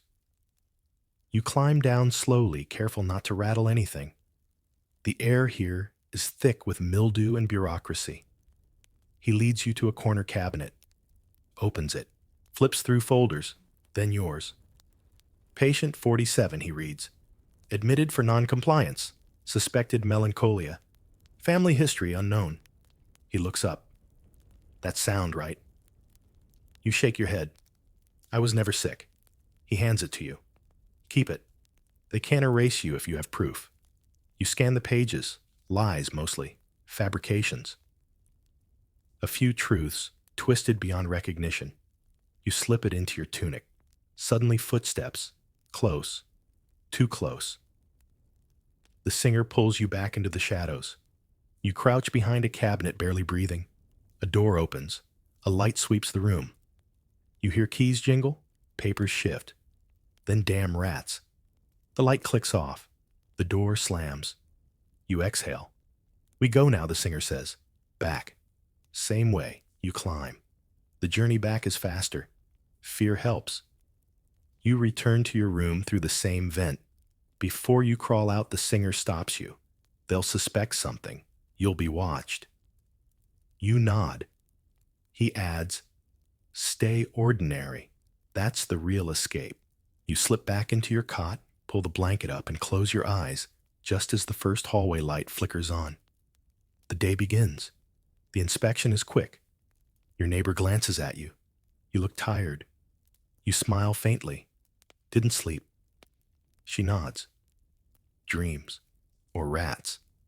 You reply both. You keep the folder hidden, tucked beneath the thin mattress. You don't read it again. You don't need to. You know what's in it. More importantly, you know what's missing. The ward is louder today. Not in volume, but in pressure. A kind of sonic weight that presses down from the ceiling beams and seeps up from the floorboards. More attendants pacing. More glances. Even the walls seem to hum a little tighter around you. You understand why. They know something happened. You're not sure how, but they do. Maybe someone saw the vent cover loose. Maybe the patrol heard a second breath in the dark. Maybe your face, your posture, your silence betrayed you. Because today, you're not invisible. Today, you're marked. Breakfast is a rushed affair. The porridge is thinner than usual. Arthur doesn't speak. The matchstick man weeps softly into his bowl. You're lined up faster than usual for inspection. Shoes checked. Hands examined.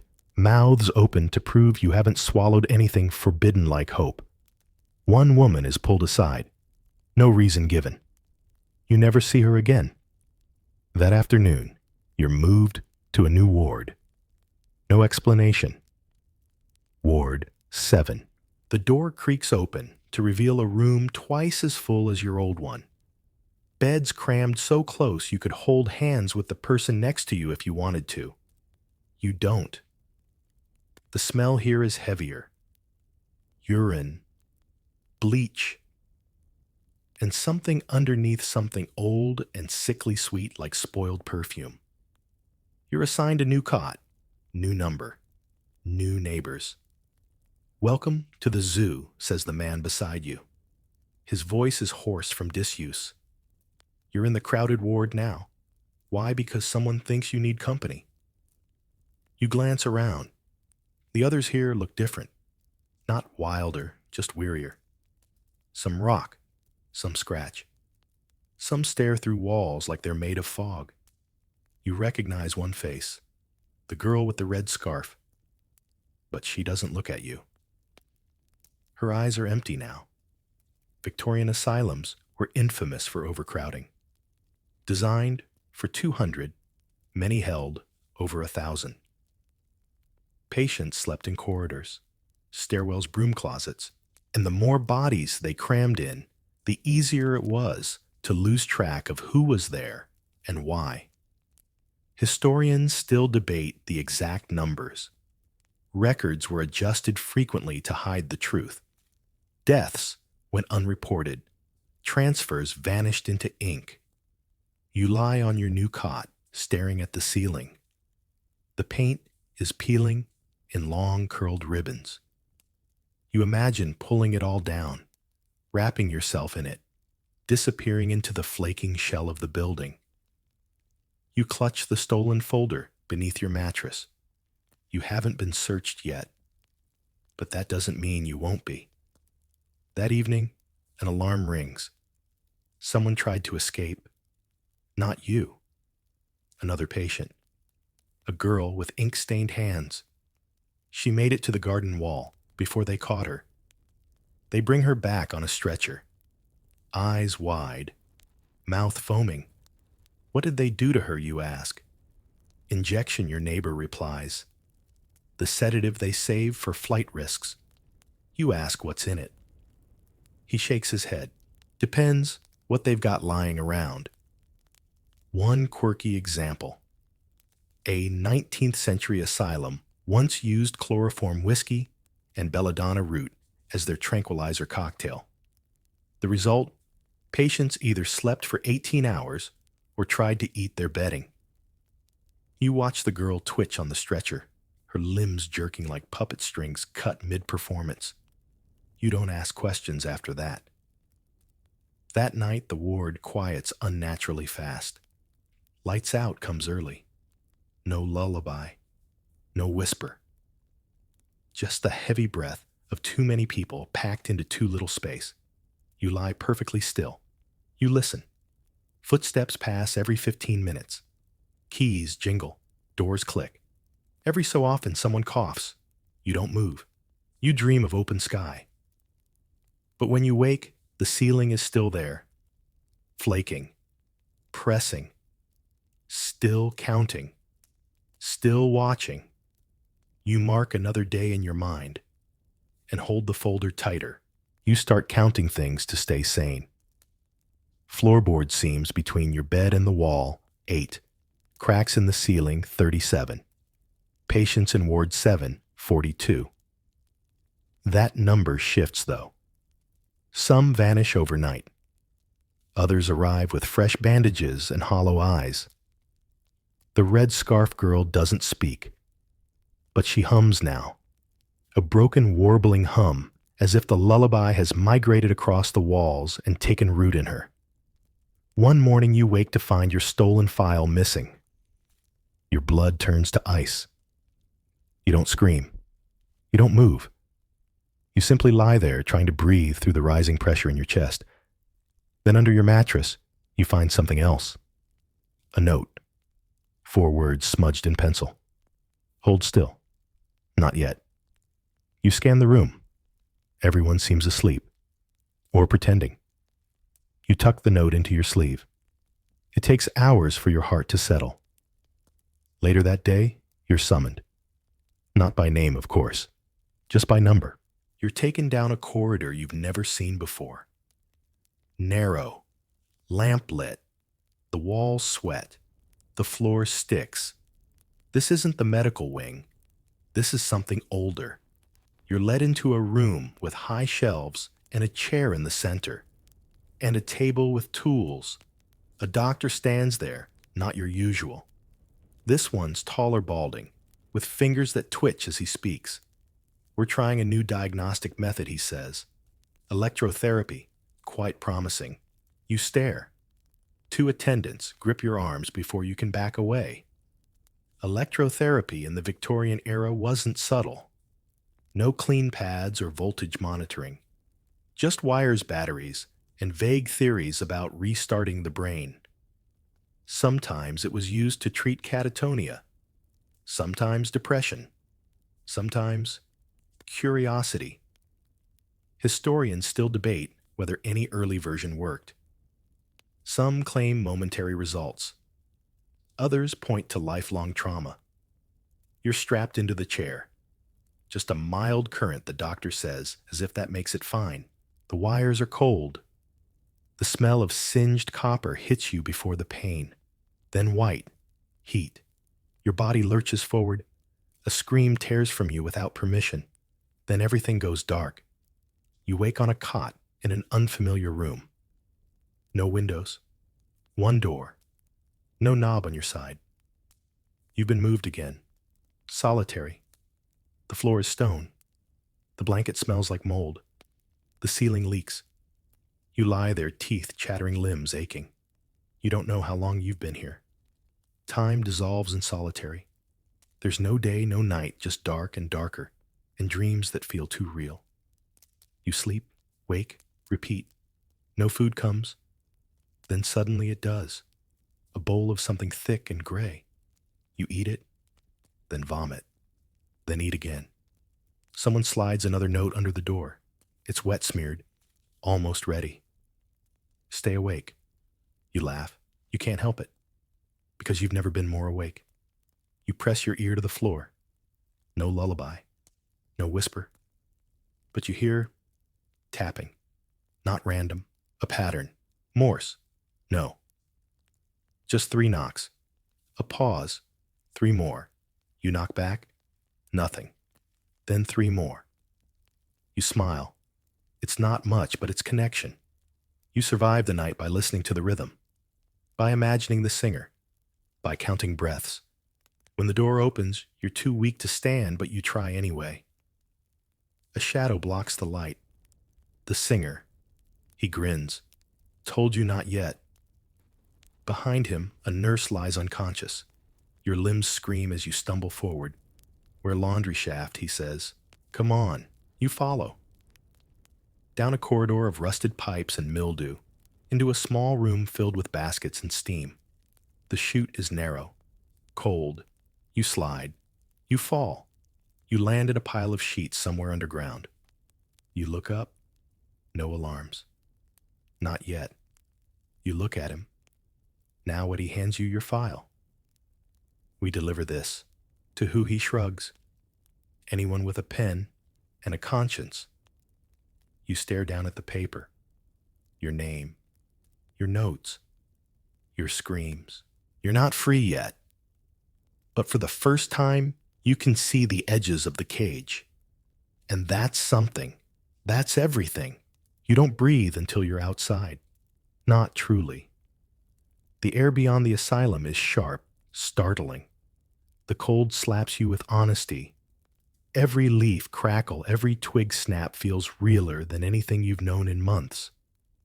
The sky overhead isn't gray. It's black, starless, endless. You don't even care. It's not a ceiling. Behind you, the singer bolts the iron gate shut. You're both panting. Not from running, just from surviving the slide. Your arms are scraped, your tunic torn. The folder is still with you pressed against your ribs. Where are we, you whisper. Backfield, he says. Used to be gardens, then grave plots, now forgotten. A fox darts across the path ahead. You freeze. He doesn't. Come on, you follow. The terrain is uneven, soft from winter rot. Tree roots twist across the path like sleeping snakes. Somewhere far off, an owl hoots. You can hear your own heartbeat again, not as a warning, but as a rhythm. There's a stone wall ahead, covered in moss, low enough to climb if you don't hesitate. You don't. He boosts you up. You swing a leg over, drop to the other side. It hurts. You hiss. But it's a free kind of pain. He lands beside you a moment later. We're out. You blink. It feels impossible. But you're standing in a field, with no walls, no locks, no footsteps tracking yours. You're out, but you're not safe. Next village is 6 miles, he says. Follow the creek. You nod. He reaches into his tunic, pulls out a small paper-wrapped bundle.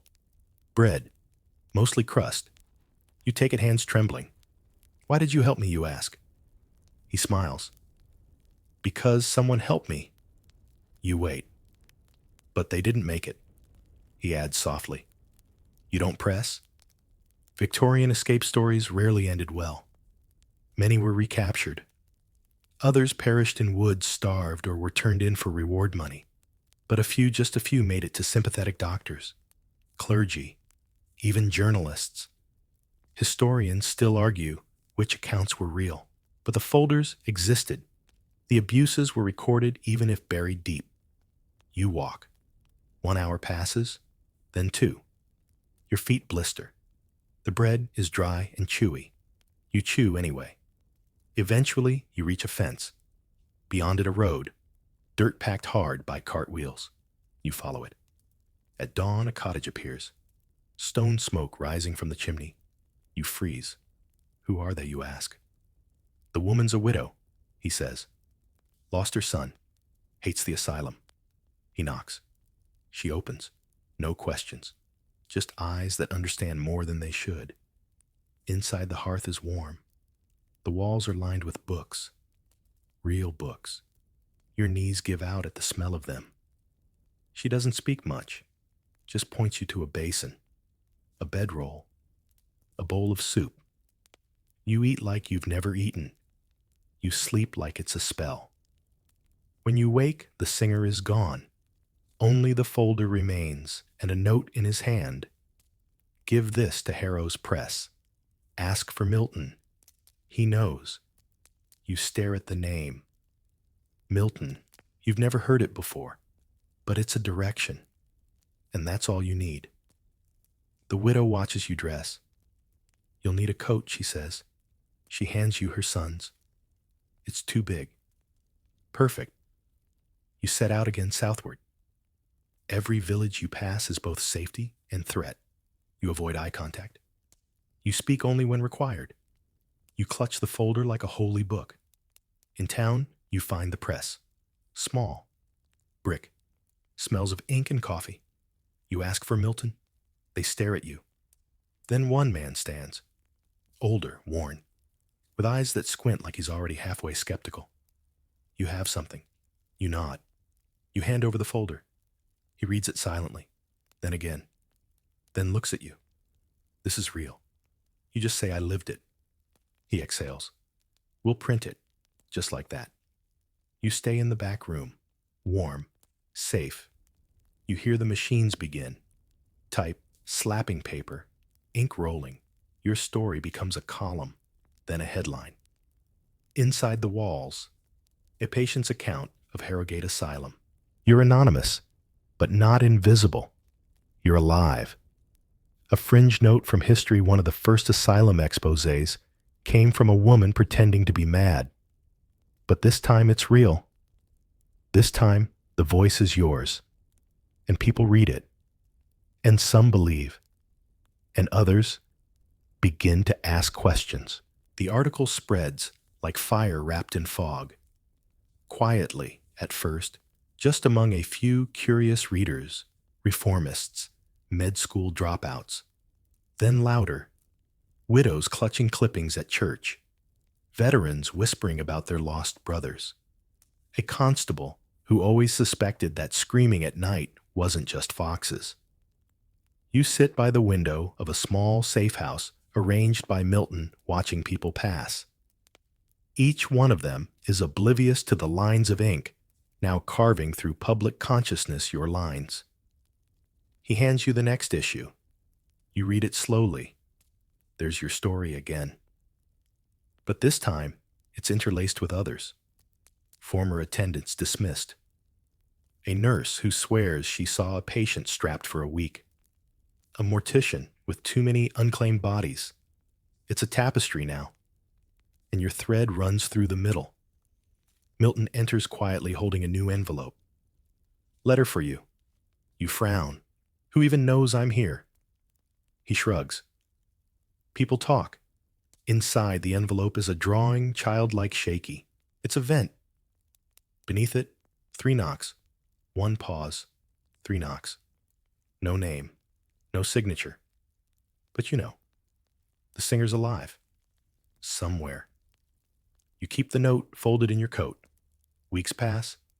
You testify anonymously in front of a quiet panel of parliamentarians. They say all the right things outrage concerned promises. But their pens stay still. Milton says change is slow. You ask how slow, he doesn't answer. So you help him write. Every afternoon, you sit at the press and shape the words, patient accounts, architectural horrors, treatment methods. You write it all. One article features the red scarf girl. Her story, told secondhand, ends with the scarf being sewn into her gown, her last rebellion before silence. You don't know if she's still alive, but she's remembered. You visit Harrogate again. Not the asylum, just the village. You stand at the edge of the woods. From here you can see the highest chimney.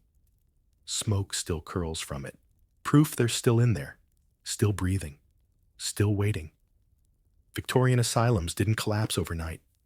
Reform came in waves. One law in 1885 mandated outdoor space. Another in 1890 limited confinement without trial. But the walls remained. The wires. The chairs. Some were closed. Others rebranded. The ghosts, however, never got the memo.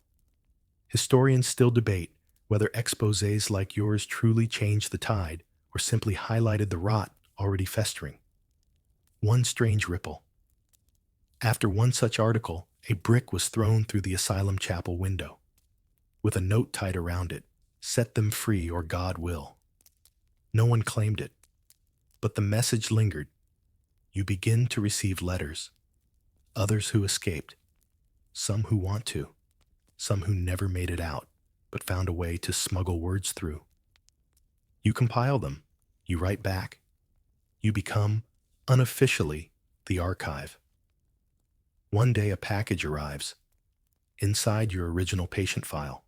The real one, not the copy. No note, no return address, just 3 knocks etched into the corner. You wonder how they got it out. You don't ask. You just lock it in a box and place it under your bed.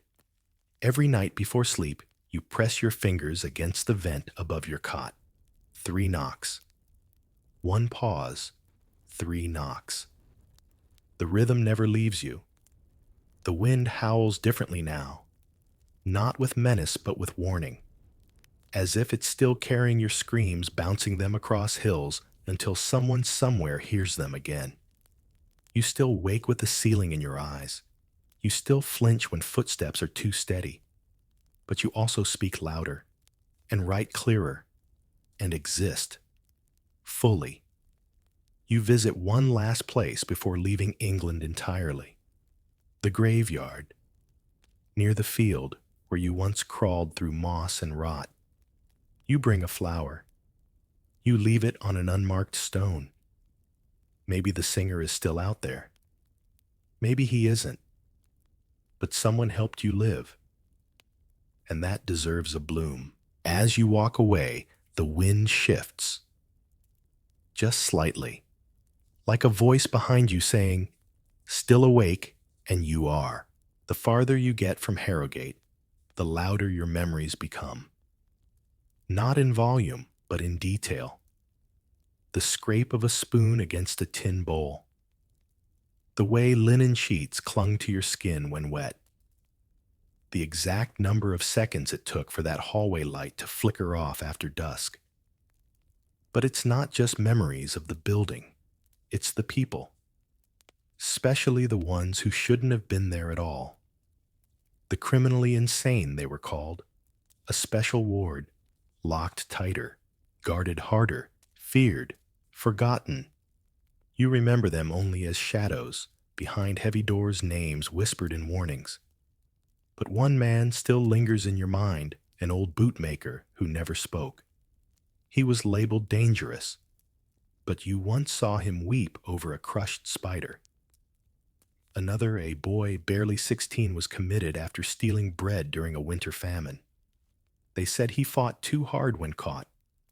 Said he smiled at the wrong time. Said he enjoyed the hunger. That was enough.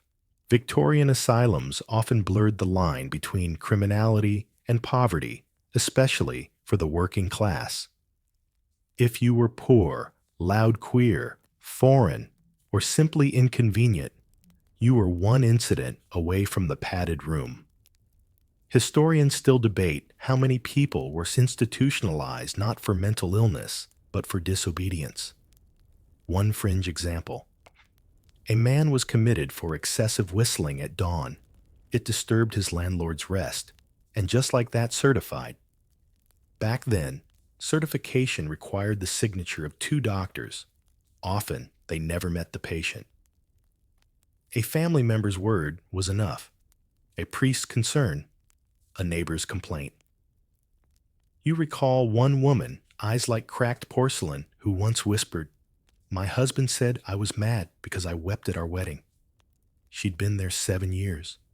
No visitors. No trial.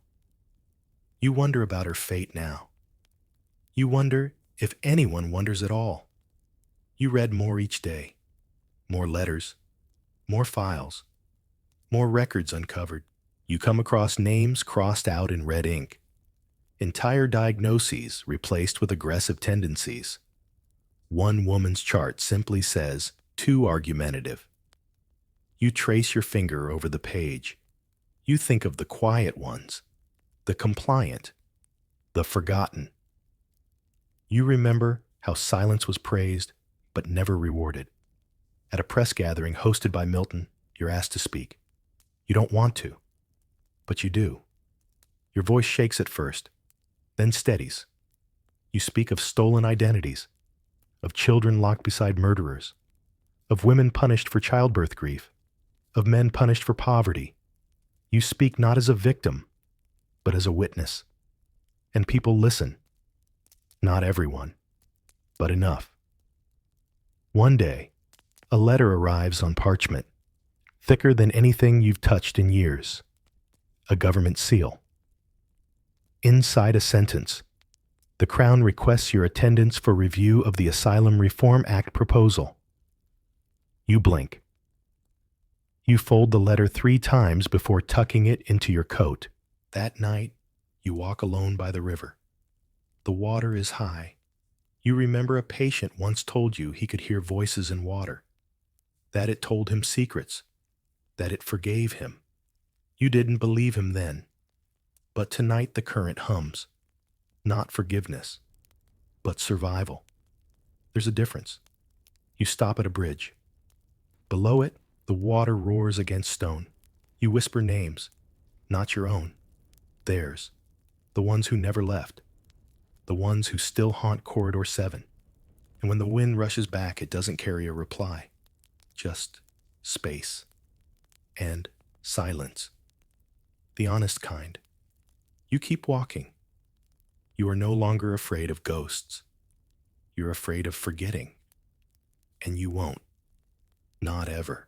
The building is smaller than you remember. That's the first thing that strikes you when you return to Harrogate, not as a prisoner, but as a guest. Of sorts. The stone walls are still the same drab gray, still streaked with decades of soot and damp. The wrought iron gates creak on their hinges as you step through, escorted not by orderlies, but by a young parliamentary assistant who looks slightly nauseous just being here. "This wing's been closed since the exposé," he says, gesturing toward the west hallway. Some say it's haunted. You say nothing. He doesn't press. You walk past the old gardens. The hedges are gone, replaced by gravel. The fountain, dry. The statue of the donor crumbled into a knee-high stump. You pause at Ward 7. The door is ajar. The assistant hesitates.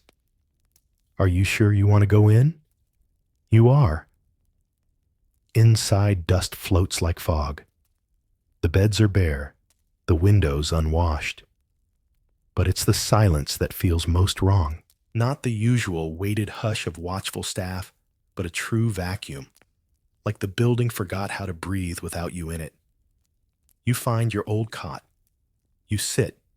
You don't cry. You just remember. Arthur's voice. The scarf girls humming. The lullaby under the floor. The knock patterns. The broken lunch trays. The endless gray. You touch the underside of the mattress where you used to hide notes. It's gone now. Of course it is, but your fingers still know the shape. The assistant waits awkwardly near the door. You stand. "Let's go." You're taken next to the records room. This time, the door is unlocked for you. You run your fingers along the cabinets, finding your old file, now marked "Closed" in red wax pencil. You flip through it. Pages have been added since your escape. Affidavits. External testimony. A doctor's quiet retraction. and your new designation, released, recovered, reliable witness. It doesn't undo what happened, but it carves a small door in the wall of silence. You leave the building with a weight lifted and another one set in its place. You're no longer a patient. Now, you're a survivor with responsibility. The assistant drives you back to town. He asks what you plan to say at the reform hearing tomorrow. You say nothing that hasn't already been screamed, just more politely. He chuckles nervously. You don't. That night you stay in Milton's guest room. He offers you whiskey. You decline. Sleep is strange. You wake once heart pounding, thinking you heard the vent creak. But there's no vent, only a radiator humming. You count your breaths until morning. At the hearing, the room is warmer than expected. Journalists fill the back rows. Legislators lean over their papers. The reform bill sits in a leather binder like a chained animal. You speak. Clearly. Calmly. You describe the girl with the red scarf. The boy who wept at night. The doctor who smiled as he turned the crank. You use no adjectives, just facts. One by one, you make them real. Milton reads excerpts from the article. A nurse testifies via letter. A former patient, now a nurse herself, stands to say, I learned more from silence than any textbook. The vote doesn't happen that day, but you can see the needle move. Afterward, you step out into the street. The sky is blue. You pause. A small boy bumps into you, chasing a paper pinwheel. He says, sorry, and dashes off. You smile. It's small, but it's real. Later that week, you receive another envelope. No return address. Inside, just a folded page. A sketch. Event. 3 knocks. And this time, a signature T. You trace the ink slowly. You sit by the window. You wait for the wind. You move into a modest flat above a bookbinder shop. It's nothing grand, but it's yours, no number on a door. No clipped footsteps outside, no eyes behind glass. You keep the windows open. You let the air in. The first night alone feels like a test. No patrols. No lock clicks. Just silence. Real silence. Not the kind pressed down by tension, but the kind that unfolds. You lie on the narrow bed and realize you don't have to count anymore. But you still do, out of habit. 6 steps from bed to window. 3 to the door. 8 cracks in the ceiling. Old reflexes die slowly. Your folder lives in a box, now beneath loose floorboards. You read it sometimes, not because you need to remember, but because you refuse to forget. Memory is armor. Ink a weapon. A letter arrives from Parliament. The bill has passed its second reading. Protections are expanding. Inspections will be mandatory. Confinements now limited to trial-supported cases. You breathe. Just once. Then back to work. Your articles gain traction. Other papers reprint them. You're asked to speak at a conference in Edinburgh, then another in Dublin. You go. You tell the stories again. Not because you enjoy it, but because repetition makes truth unavoidable.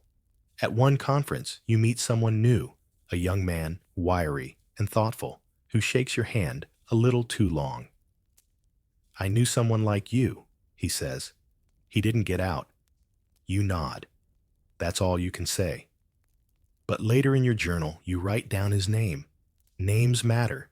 Names are echoes that defy disappearance. One afternoon, you visit the Royal College archives. A friend inside lets you look through old asylum admission logs. You see them all lines of ink. Some names blurred by age. Others underlined in red. You find Arthur's, then Gideon's. You copy them into your journal. You add 1 line beside each, still remembered. You stay all day. You don't speak. You just write. That night you mail a page to Milton with only 3 words. The list grows.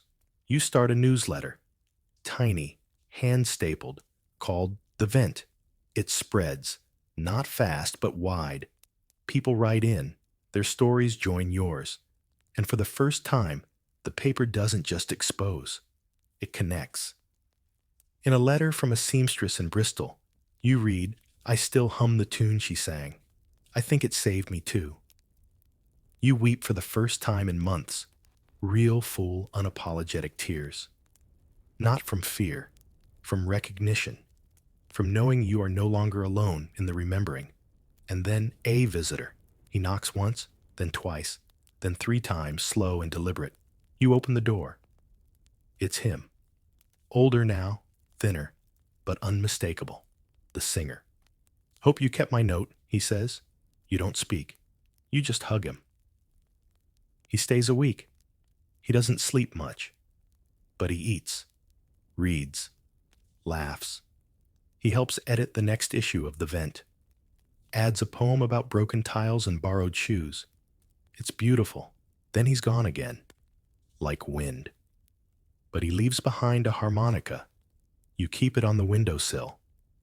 At night, you hear it rattle slightly when the wind blows just right, as if it's saying, still awake, still listening, you are, always. Years slip by, but you don't measure them by seasons anymore. You measure them by letters received, reforms, past, names remembered. The world has changed slightly enough to notice, but not enough to forget how bad it was. Harrogate is now abandoned. Boarded windows, ivy choking its once imposing facade. A local newspaper calls it a monument to error. You call it unfinished business. You return one last time, not to haunt the place or to let it haunt you, but to leave something behind.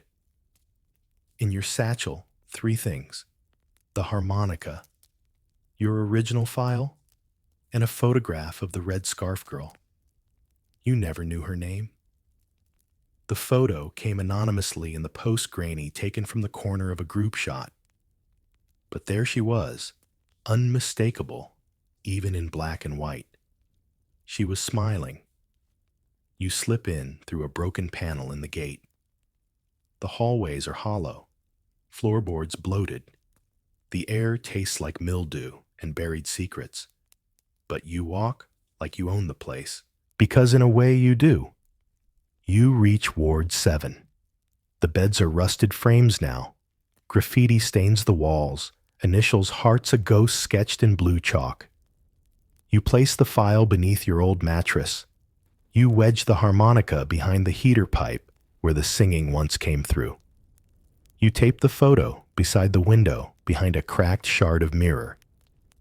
And then you sit, just for a minute. You hear footsteps imagined or real, it doesn't matter.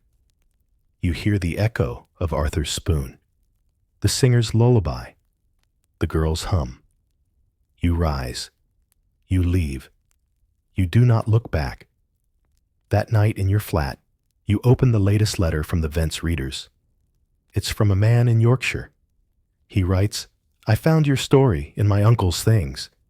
He used to whistle when he peeled potatoes. I never understood why, until now. He was in Ward 4. He never spoke about it, but now I know.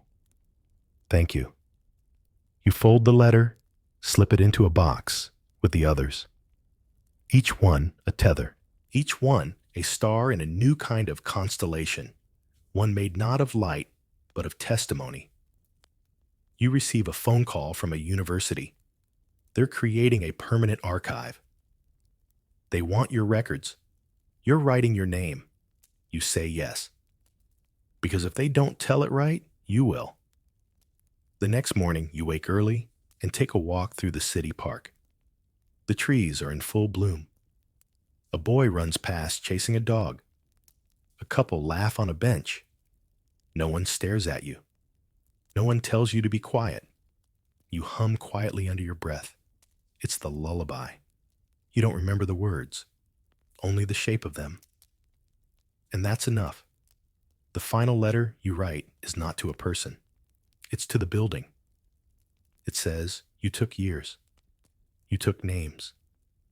But I took something back. I took the truth. And I'm still awake, still writing, still free." You seal the envelope. You burn it.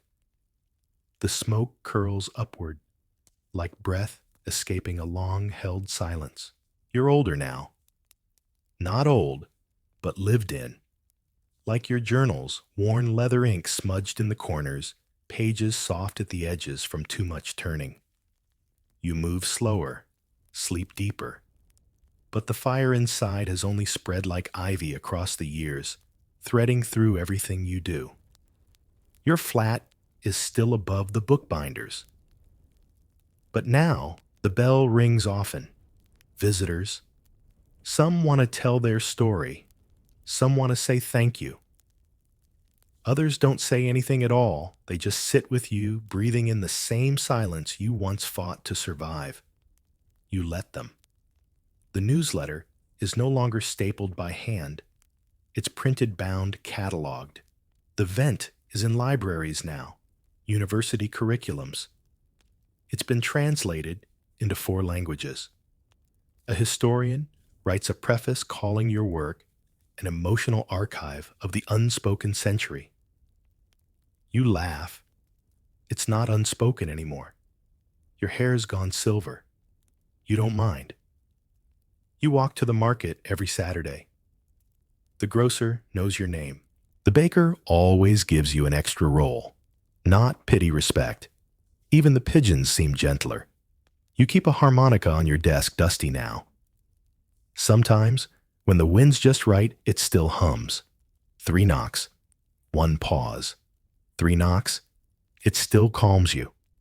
You teach a class once a month, not on psychiatry or reform on memory, on what to do with it once it's yours, how to carry it without letting it rot inside you. You begin the lesson with a question. What if the worst thing that ever happened to you became the best reason you ever had to change the world? The students write that down. One day you get a telegram. Brief. A name you don't recognize. A simple sentence, she's alive. She remembers the scarf. You sit down. You cry. Then you write a letter to her, though you're not sure where to send it. You begin, I remember you humming. I remember how you never screamed. I remember how you made the gray seem warm. You finish, I remember. And now so do they. You mail it anyway. The world doesn't stop hurting, but it listens more. The archive expands. A charity forms named after the song. You visit it once. There's a plaque. It doesn't name you, just says, for the ones who knocked and kept knocking. You touch the metal. It's warm from the sun. Later that evening, you sit at your desk, write one last entry in your journal. Not dramatic. Just, I was here. I stayed awake. You close the book. You light a candle. You breathe. And somewhere far away in a place with no name left, a wind moves through broken stone, rattles an old vent, and hums a tune only you and a few others would ever recognize. You smile. You made it out. You made it matter. And now the halls of Harrogate grow quiet again, not from neglect, but because the noise was finally answered. The whispers have faded. The cries have softened the rattling of keys, replaced by the gentle rustle of leaves through broken windows. Where once there were shackles now, there is memory threaded intact stubborn. You've made it through. The footsteps no longer chase you. The names you carried now rest beside you, not as burdens, but as companions. You gave them back their place in the world, spoke them into permanence, carved them into the record, like initials into bark. You turned confinement into testimony. You turned silence into echo. Let that settle over you now. Feel the warmth of a blanket not tucked in by force, but chosen by your own hands. Let your shoulders unclench, your breath deepen. Let the story soften its grip. The lights are low. The night hums not with menace, but with hush. Out there the world still spins. Papers still rustle on desks. Letters still travel across seas. But here in this moment, everything holds still. You are safe. You are remembered. You are free. Close your eyes now.